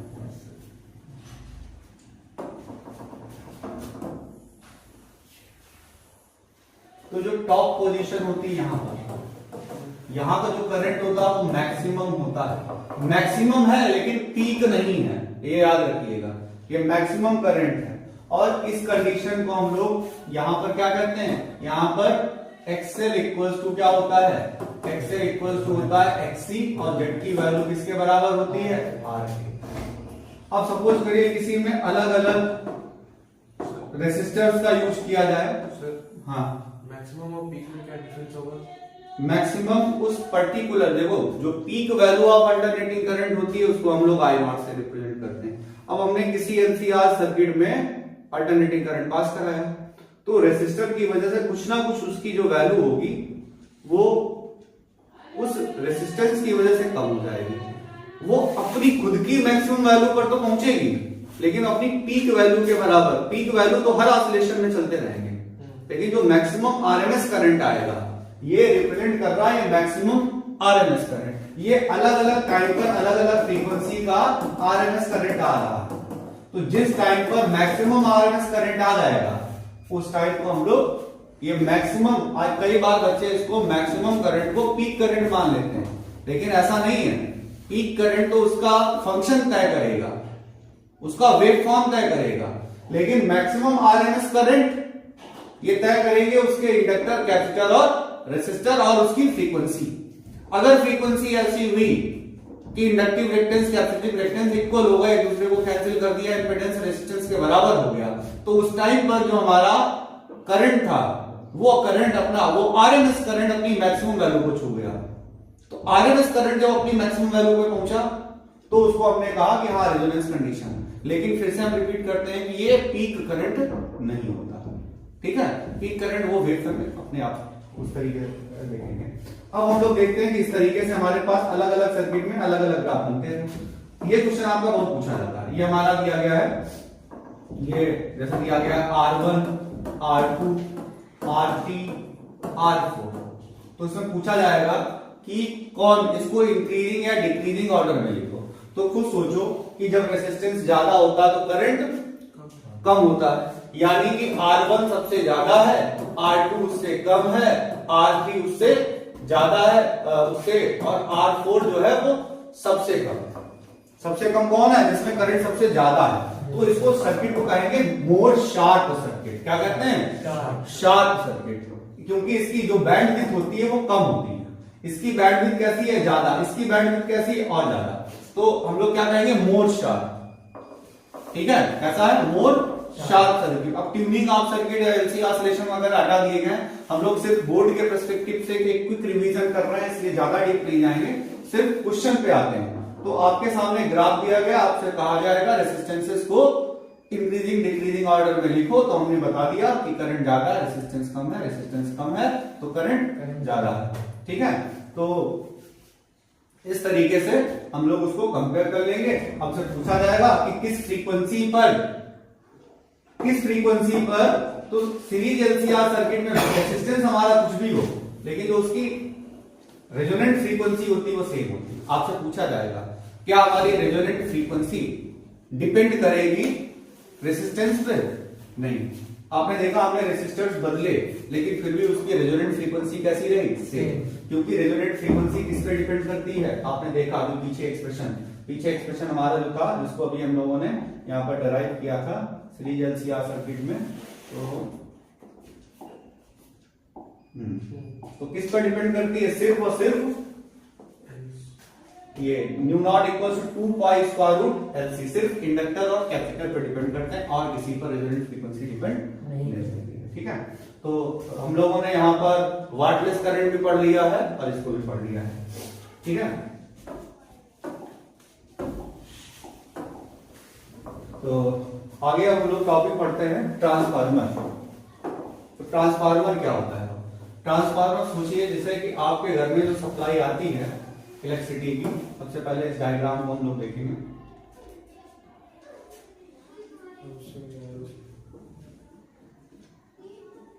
पिक्चर को वापस और नहीं होगा सर, और नहीं सर, वो एरोस हो जाएगा नहीं, तो उसको छोटा करिए।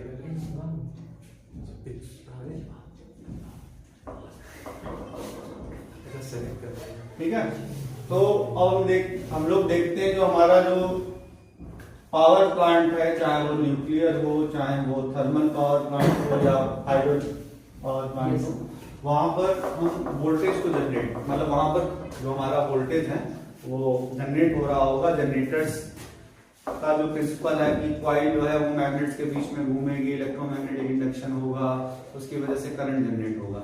कहीं ना कहीं वो छोटे मोटे जनरेटर है, तो उन्होंने अपना ईएमएफ जनरेट किया। अब सोचो उतना ईएमएफ है, अब चार्ज को यहां तक भेजने में, दूर सप्लाई तक भेजने में कुछ टाइम लगेगा। तो हमारे माइंड में ये दिमाग आया कि अगर हम पोटेंशियल डिफरेंस को ज्यादा कर दें तो यानी कि कम टाइम में हम ज्यादा चार्ज भेज सकते हैं। तो जो वोल्टेज हम जनरेट कर रहे थे किसी तरीके से हम उस वोल्टेज को बढ़ा पाते हैं। तो उस बढ़ाने के लिए एक डिवाइस है जिसका नाम था transformer.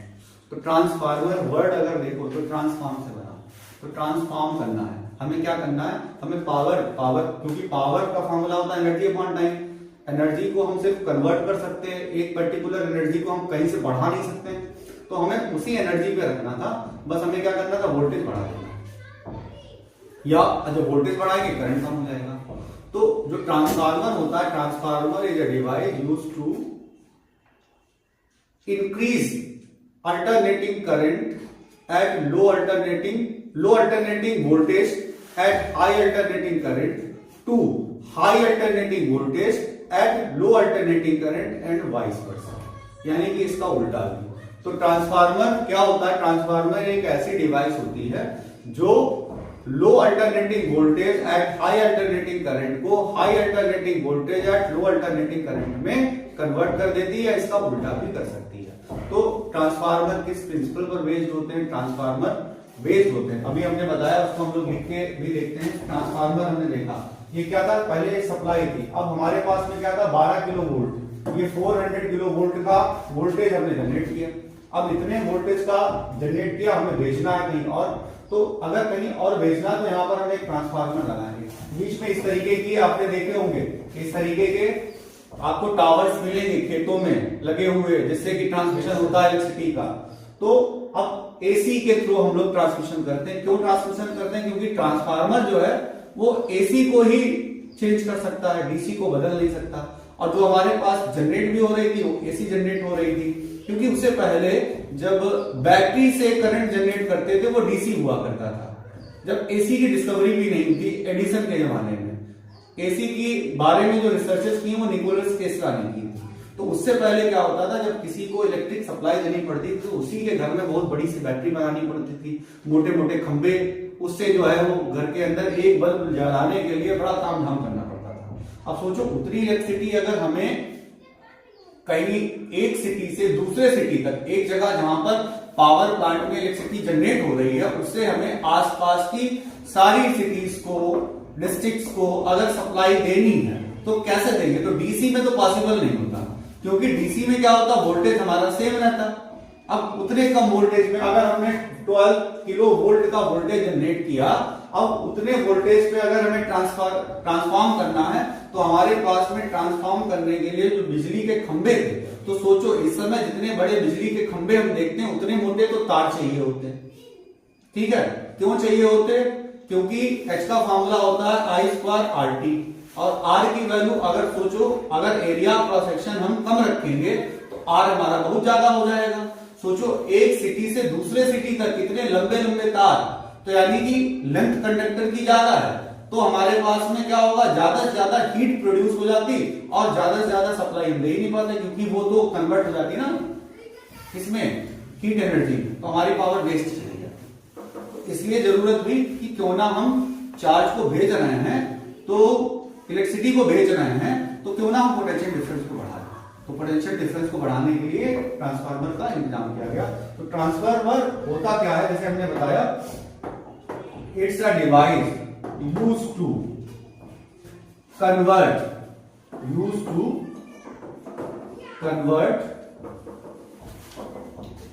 high alternating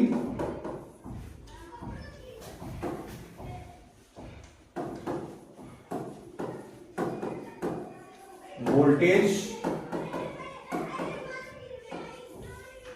at low alternating current to low alternating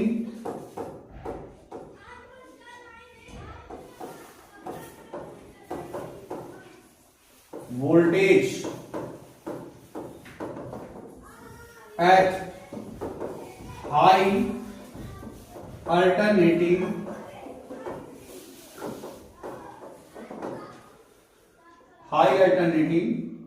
current। ये क्या करता है, ये कन्वर्ट करता है किसको, high alternating voltage at low alternating current को low alternating voltage at high alternating current में, या इसका उल्टा भी कर सकता है। तो जैसे आपने देखा होगा कि जब गांवों में जो बड़े बड़े टावर्स लगे हुए हैं या घर के पास में जो ट्रांसफार्मर है उसके ऊपर वही हड्डी वाला निशान और कंकाल वाला, उस पर लिखा होता है 11,000 वोल्ट डेंजर, और जब आपके घर में सप्लाई आती है तो आपके सामने क्या लिखा होता है, 220 वोल्ट। कैसे चेंज हुआ, ट्रांसफार्मर की वजह से। ठीक है, और आपको पता है ना, घर में जितनी भी डिवाइसेस होती हैं सबके सब सेम वोल्टेज पर ऑपरेट नहीं करती, सबका पावर कंजम्पशन अलग है, तो उनके अंदर एक ट्रांसफार्मर ऑलरेडी होता है, चाहे वो हमारा एसी हो और चाहे वो हमारा मोबाइल हो। ठीक है, तो वोल्टेज को रेगुलेट करना है, वोल्टेज को हम कन्वर्ट करना है, कैसे, हाई अल्टरनेटिंग से लो अल्टरनेटिंग में। तो ट्रांसफार्मर से ऐसा हो पा रहा है। तो ये कौन सा ट्रांसफार्मर है जो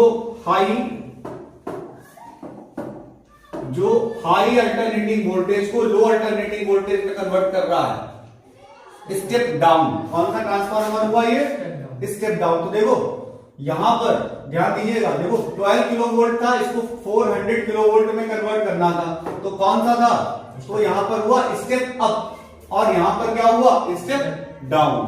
क्योंकि अभी हमने जनरेट किया और हमें भेजना है, तो हमें क्या करना, उसकी वोल्टेज को खूब बढ़ा देना है।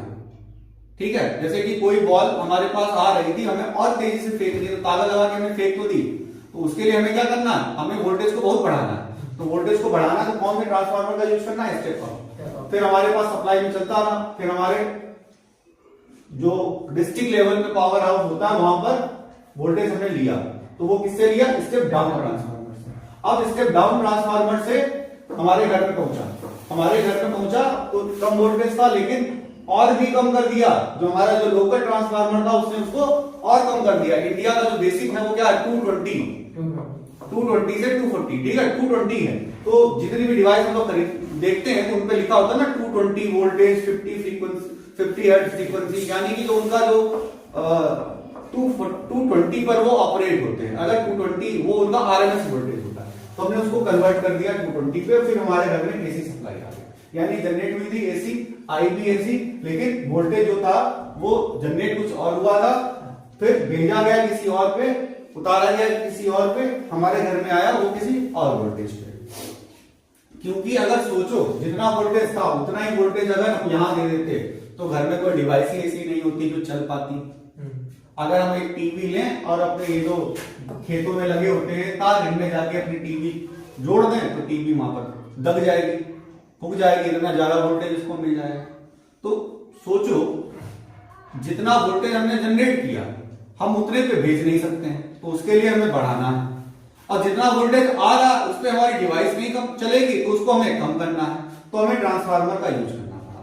तो ट्रांसफार्मर के बारे में समझ में आया कि ट्रांसफार्मर अपने आप में क्या है। Transformer is a device used to convert high alternating voltage at low alternating current, low alternating voltage at high alternating current and vice versa. आइए आपको एक डायग्राम दिखाते हैं। तो इस डायग्राम के बारे में आप ध्यान से देखिएगा। यहां पर हम लोगों ने वाटलेस करंट को पढ़ा था।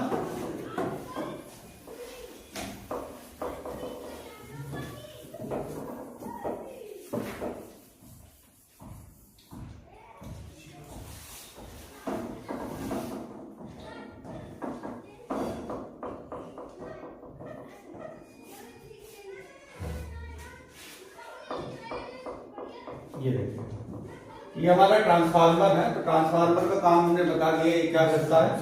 Transformer is a device that converts high alternating voltage at low alternating current to low alternating voltage at high alternating current and vice versa, यानी कि इसको। तो ये किस प्रिंसिपल पर वर्क करता है। ये प्रिंसिपल है म्यूचुअल इंडक्शन। किस पर है? Mutual induction. अभी पीछे तो हमने वीडियो आपका डाला ईएमआई, उसमें हमने पढ़ाया क्या होता है म्यूचुअल इंडक्शन। प्राइमरी कॉइल में जब करंट पास होता है तो उसमें होने वाले चेंज की वजह से सेकेंडरी कॉइल में एक ईएमएफ जनरेट होता है। इसको हम लोग म्यूचुअल इंडक्शन कह रहे हैं। ठीक, वो डिफिनेशन वगैरह आप देखिएगा। तो जैसा कि अभी हमें पता है कि इसमें जो रेट चेंज ऑफ फ्लक्स होगा, मतलब रेट चेंज ऑफ फ्लक्स होगा, वो दोनों में कैसा होना चाहिए? सेम होना चाहिए। तो इसकी वजह से क्या हुआ, यहां पर अगर नंबर ऑफ कॉइल्स ज्यादा है, यहां पर नंबर ऑफ कॉइल्स कम है। तो नंबर ऑफ कॉइल्स यहां पर ज्यादा थी, यहां पर नंबर ऑफ कॉइल्स कम है, यानी कि अब हमारे पास जो ईएमएफ जनरेट हुआ वो कैसा हुआ? कम। और यहां पर नंबर ऑफ कॉइल्स कम थी फिर ज्यादा हो गई, तो यानी कि यहां पर क्या हुआ, ये स्टेप जो हमारा स्टेप डाउन ट्रांसफार्मर होता है, इसमें क्या होता है, जो नंबर ऑफ प्राइमरी कॉइल्स होती हैं वो नंबर ऑफ सेकेंडरी कॉइल से ज्यादा होती हैं, और यहाँ पर number of primary coils number of secondary coil से कम होती हैं। और नंबर ऑफ प्राइमरी, और यहाँ पर हम लोग सीधे इसी में देख लेते हैं ट्रांसफार्मर के बारे में, ज्यादा बेटर रहेगा।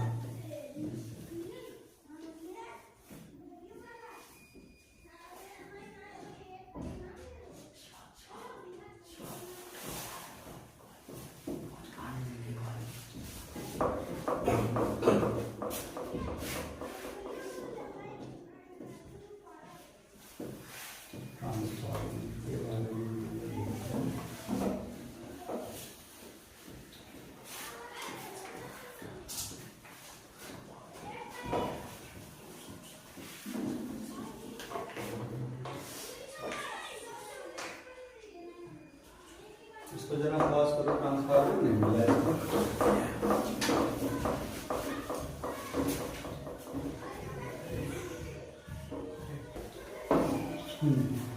तो हम लोग यहाँ पर देखते हैं ये जो डिवाइस है हमारी,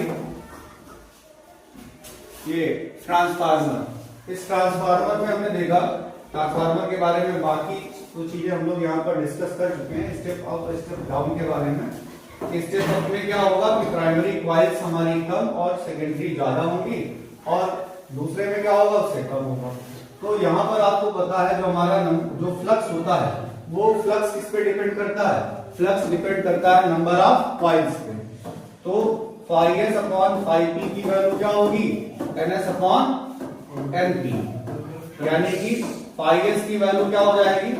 NS upon NP into phi P. अब फाई का वैल्यू होता क्या है, फाई होता है हमारा, अगर हम दोनों तरफ डिफरेंशिएशन कर दें, d upon d t phi S N S upon N P d upon d t of phi P. तो अब यहां पर क्या बन जाएगा, यहां पर बन जाएगा P S equals to N S upon N P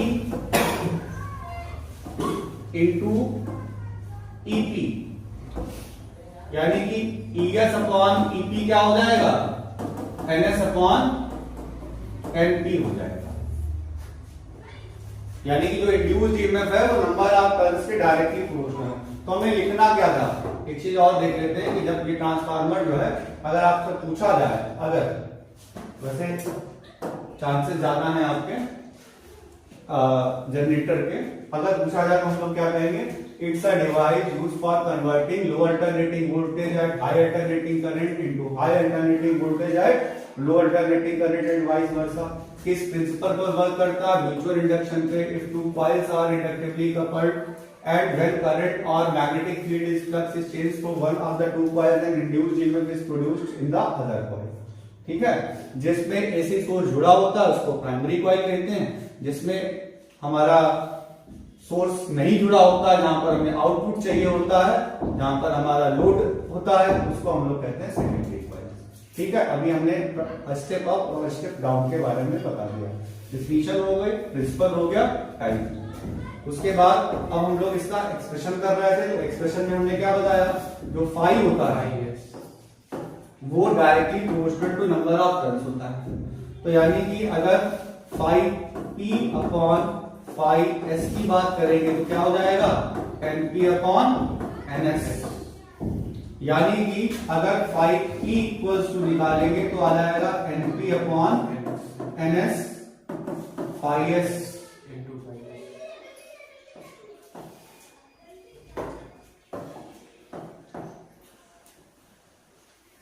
into phi S. अब हम लोग क्या करेंगे, डी अपॉन डी, डिफरेंशिएशन कर दिया इसका टाइम की respect, N P upon N S तो कांस्टेंट है। तो हम लोग देखते हैं, यहां ध्यान देना, इसको क्या बोलेंगे, इसको हम लोग बोलेंगे यहां पर ईएमएफ ऑफ प्राइमरी कॉइल, इसको बोलेंगे EMF of secondary coil. NP upon, यहां पर क्या हो जाएगा, एनपी अपॉन एनएस। ठीक है, तो यानी कि ईपी अपॉन ईएस की जो वैल्यू है वो किसके बराबर हो जाएगी, एनपी अपॉन एनएस के बराबर हो जाएगी। यानी कि जिसमें जितने ज्यादा टर्न्स उसमें उतने ही ज्यादा, जितने ज्यादा टर्न्स होंगे उतना ही ज्यादा उसमें ईएमएफ हो जाएगा। बात समझ में आई, जितने ज्यादा टर्न्स उतने ज्यादा इसमें। ये क्लियर हो गया। अब हम लोग आगे चलते हैं कि ईएमएफ का जो फार्मूला होता है, अच्छा इसमें आगे भी देखते हैं जो, अगर हम एज्यूम करें कि हमारे पास ये जो NS अपॉन NP होता है वो ट्रांसफॉर्मेशन रेशियो होता है। अगर आपसे पूछा जाए transformation ratio NS upon NP, ठीक है, और बहुत सारे बच्चे इसमें ट्रांसफॉर्मेशन रेशियो में भूल जाते हैं कि NS अपॉन NP है कि NP अपॉन NS है। भूलते हो कि नहीं भूलते हो? तो याद रखना, ट्रांसफर ज्यादा न्यूज में किसका आता है, SP का। किसका ट्रांसफर, जैसे पेपर में छप के आता है किसका तबादला हो गया, किसका ट्रांसफर हो गया, SP का। SP का ट्रांसफर हो रहा है, यानी कि ट्रांसफॉर्मेशन रेशियो में NS अपॉन NP है। अब तो नहीं भूलोगे इस ट्रिक से। तो NS अपॉन NP जो है इसको हम लोग K से डिनोट करते हैं। अच्छा, अभी हमने बताया यहाँ पर कि पावर तो दोनों ही साइड की सेम होनी चाहिए। अगर एफिशिएंसी आइडियल है, मतलब सब कुछ सेम है, तो सेकेंडरी और प्राइमरी में सब कुछ सेम होना चाहिए, पावर सेम है। यानी कि ES upon IS equals to EP into IP, यानी कि IS upon IP equals to EP upon ES। ठीक है, अब हम लोग सॉल्व करेंगे तो अभी हम लोगों ने जो ईपी अपॉन ईएस निकाला था वो किसके बराबर आया था, एनपी अपॉन एनएस के बराबर, यानी कि हो गया 1 अपॉन के बराबर हो गया। और इससे ये भी प्रूव हो रहा है कि जब हमारा ईएमएफ बढ़ेगा तो हमारा करंट कम हो जाएगा। ठीक है, ये चीज हो गई। उसके बाद में लेकिन अगर हमसे पूछा जाए इफिशियंसी ऑफ ट्रांसफार्मर, तो इफिशियंसी का मतलब होता है आउटपुट पावर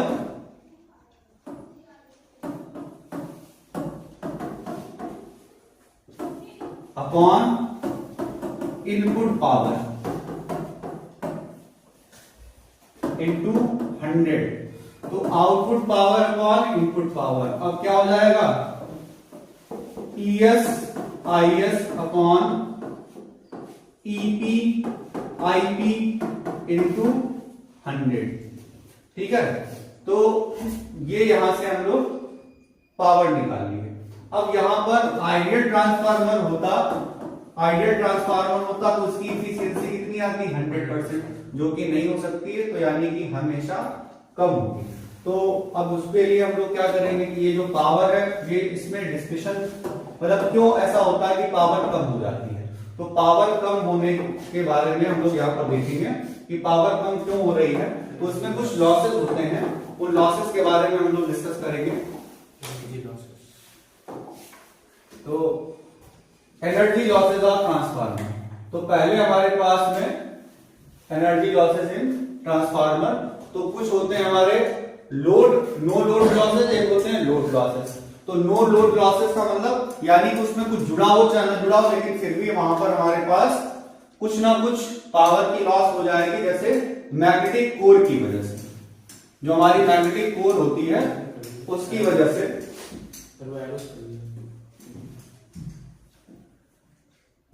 क्या होता है, मैग्नेटिक कोर की वजह से, और मैग्नेटिक रिफ्लेक्टेंस कहते हैं इसको। और ये किसकी वजह से है, ये इंपेडेंस की वजह से होता है, क्योंकि एसी सोर्स है। और इसको सही करने के लिए क्या करना चाहिए, हमें वहां पर थिन स्ट्रिप्स का, जो हमारे पास कोर है, अब सोचो जैसे एक आलू है, उस आलू को रखोगे एडी करंट जनरेट होगा। अगर सॉलिड उस आलू की फॉर्म में एडी करंट है, अब उस आलू को छील दिया जाए और उसमें लैमिनेटेड पोर्स हो जाए, तो उसका जो एडी करंट होता है वो जुड़ नहीं पाता है। एडी करंट टॉपिक आपको हटा दिया गया, लेकिन फिर भी समझिए कि हमारे पास एक सॉलिड मेटेलिक ब्लॉक हो, उसके अंदर काफी देर से करंट पास हो रहा होगा, तो उसमें भी इनर्शिया की वजह से, इनर्शिया वेलोसिटी की वजह से कुछ अंदर इंड्यूस्ड करंट जनरेट हो जाता है, जो अपने पास का पुश करता है, हीट जनरेट करता है। किसी कंडक्टर को लगातार करंट पास कराते रहो, करंट में हीट जनरेट हो जाती है, तो एडी करंट की फॉर्म में वो वायरलिंग करंट जनरेट होता है। वो टॉपिक अब हटा दिया गया, लेकिन फिर भी समझ लें, अगर हमें एडी करंट को कम करना तो क्या करना पड़ेगा, हमको वहां पर जोड़ना पड़ेगा उससे, किससे, कि एक सॉलिड मेटल के बजाय उस मेटल के कई सारे स्लाइसेस कर लिए जाएं और उन कोर्स का लेमिनेशन कर दिया जाए, फिर आपस में जोड़ा जाए। तो इस तरीके से, और इसमें जैसे कि वायर्स वगैरह जो यूज होते हैं, उन वायर्स में जैसे कुछ ना कुछ तो वायर होगा ही, तो उस वायर के लिए हम लोग क्या करेंगे, उसका कुछ रेसिस्टेंस होगा। अब जब रेसिस्टेंस होगा तो कुछ ना कुछ हीट जनरेट होगी, उस हीट को हम लोग, उस हीट की वजह से हमारी कुछ पावर लॉस होती है। और इंप्रूवमेंट क्या करना चाहिए, जैसे जो हमारे पास एल्यूमिनियम वायर्स हो, उन एल्यूमिनियम वायर की जगह हमें यूज करने चाहिए यहाँ पर कॉपर वायर। अब यहाँ पर हम लोग देखते हैं, जैसे कॉपर लॉस को हम लोग ओमिक लॉसेस भी बोलते हैं, और दूसरा है जो कोर लॉस, उसको हम लोग कहते हैं आयरन लॉसेस, क्योंकि इसमें जो कोर बनी होती है उस कोर को हम लोग कहते हैं सॉफ्ट आयरन कोर हम लोग। और फिर कभी भी देखा होगा कि वहां पर हमेशा, अगर हम लोग कोर की बात करें, कभी ट्रांसफार्मर के पास से निकले हो तो एक आवाज सी आती रहती है, एक हमिंग नॉइज सी प्रोड्यूस होती है। तो ये जो नॉइज होती है वो वाइब्रेशन ऑफ कोर की वजह से, कोर वहां पर वाइब्रेट करती है, उस वाइब्रेशन की वजह से साउंड प्रोड्यूस होता है। इसको हम लोग बोलते हैं मैग्नेटोस्ट्रिक्शन इफेक्ट। क्या बोलते हैं, मैग्नेटोस्ट्रिक्शन इफेक्ट। तो इसको कम किया जा सकता है। फिर जो डाइलेक्ट्रिक लॉसेस है, अब आयरन के अंदर हिस्टैरिसीस लॉसेस और एडी करंट लॉसेस हैं। तो हिस्टैरिसीस यानी कि जैसे लगातार तो सप्लाई आ नहीं रही, कभी ना कभी ऐसा जरूर होता है कि करंट वहां पर कम ज्यादा हो रहा है। जब करंट कम ज्यादा हो रहा है, फ्लक्चुएट हो रहा है, तो मैग्नेटिक फील्ड भी फ्लक्चुएट हो रही है, और मैग्नेटिक फील्ड का फ्लक्चुएट होने का मतलब जो हमारा मटेरियल है वो मैग्नेटाइज या डिमैग्नेटाइज हो रहा है, तो वहां पर जो लॉस होता है उसको हम लोग कहते हैं हिस्टैरिसीस लॉस, यानी कुछ ना कुछ एनर्जी वेस्ट हो जाती है। तो ये हमारे लॉसेस इन ट्रांसफार्मर थे, इनको हम एक बार और से पढ़ लेते हैं इसमें कि फ्लक्स लॉसेस की कितना भी हम अच्छा वाइंड अप कर लें प्राइमरी या सेकेंडरी कॉइल को, लेकिन कुछ ना कुछ फ्लक्स हमारा आसपास लीक जरूर होगा।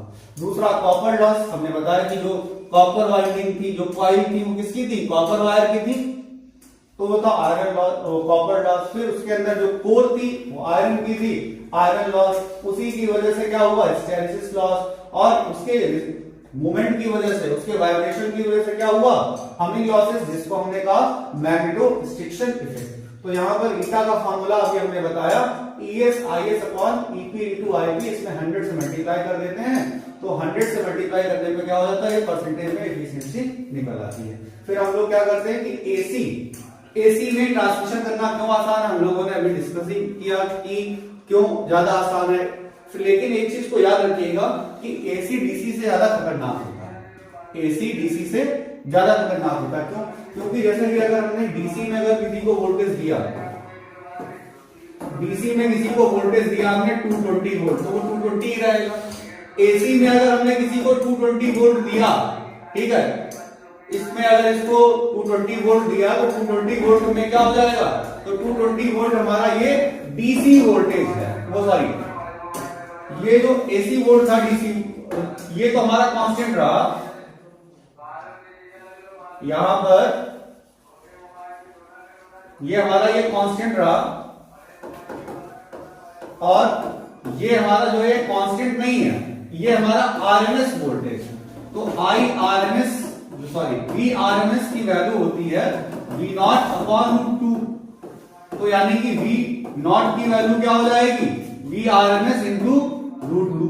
तो हम लोग यहां पर क्या करेंगे, जो हमारा वोल्टेज है दिखने में था 220, तो मिला किसको, उसको जो शॉक मिलेगा वो 220 √2 टाइम्स मिलेगा, यानी कि जो वोल्टेज लिख के आ रहा है उससे ज्यादा वोल्टेज मिल जाएगा, इसलिए वो AC DC से ज्यादा फिटर है।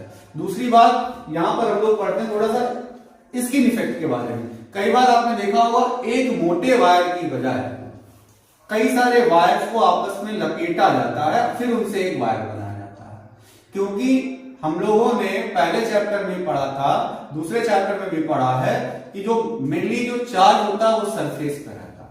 अब एक मोटे वायर के बजाय अगर कई सारे वायर्स हम लपेटते हुए जाएं तो उसमें क्या हो जाएगा, सरफेस एरिया पहले से बढ़ जाएगा। जब सरफेस एरिया बढ़ जाएगा तो स्किन इफेक्ट की वजह से वहां पर चार्ज भी बढ़ जाता है, इसलिए जो मैक्सिमम पोटेंशियल है वो हम लोग भेज सकते हैं। दूसरी चीज, कई बार आपने देखा होगा कोई उड़ती हुई चिड़िया अगर 11,000 वोल्ट की लाइट पर आके बैठी, और तो वो बैठने के बाद में अगर वहां पर करंट है तो तुरंत उड़ के चली जाती है। कैसे उसको पता चल जाता है, वो अपने विंग्स को लहराते हुए जाती है, जब इसके पास किसके पास, वायर के पास, तो उसके विंग्स में EMF जनरेट हो जाता है, और इस EMF का काम क्या होता है, अपने काज का अपोज करना। यानी कि अगर वहां पर से करंट जा रहा होगा तो क्या होगा, वो क्यों, क्योंकि वो बैठी वहां पर, तो जो EMF जनरेट हुआ उसने क्या किया, उसके पंखों को अपने आप खोल दिया। जब वो बैठने जा रही थी तो पंख क्या थे, अंदर की तरफ, तो वो बैठ रही थी, लेकिन करंट पास हो रहा था तो उसको तुरंत एहसास हुआ कि पंख खुलने नहीं है, बंद नहीं करने, खुलने। तो जब पंख खुलने हैं तो एकदम से जब पंख खुल जाते तो उड़ जाती है। इसलिए आपने देखा होगा जनरली अगर इस प्रकार की कोई चिड़िया वगैरह इन लाइंस पे जाती है, बैठती हैं, तो वो जब इलेक्ट्रिसिटी का सप्लाई चल रहा होगा तब बिल्कुल भी नहीं बैठती हैं। कैसे पता चल जाता है उनको, ये उनको इलेक्ट्रोमैग्नेटिक इंडक्शन की वजह से पता चल जाता है। और दूसरी बात, अगर कभी बाई चांस अगर बैठ भी गई और उनकी पूंछ टच हो गई तो आपने देखा होगा कई सारे कौवों को लटकते हुए, ठीक है, कई सारी चिड़ियों को लटकते हुए। खैर, इस चैप्टर के मोस्ट ऑफ द पॉइंट्स हम लोगों ने डिस्कस किए हैं। अभी कई सारे न्यूमेरिकल्स और इन सब चीजों को भी हम इसी वीडियो में कवर करेंगे। Okay, thank you.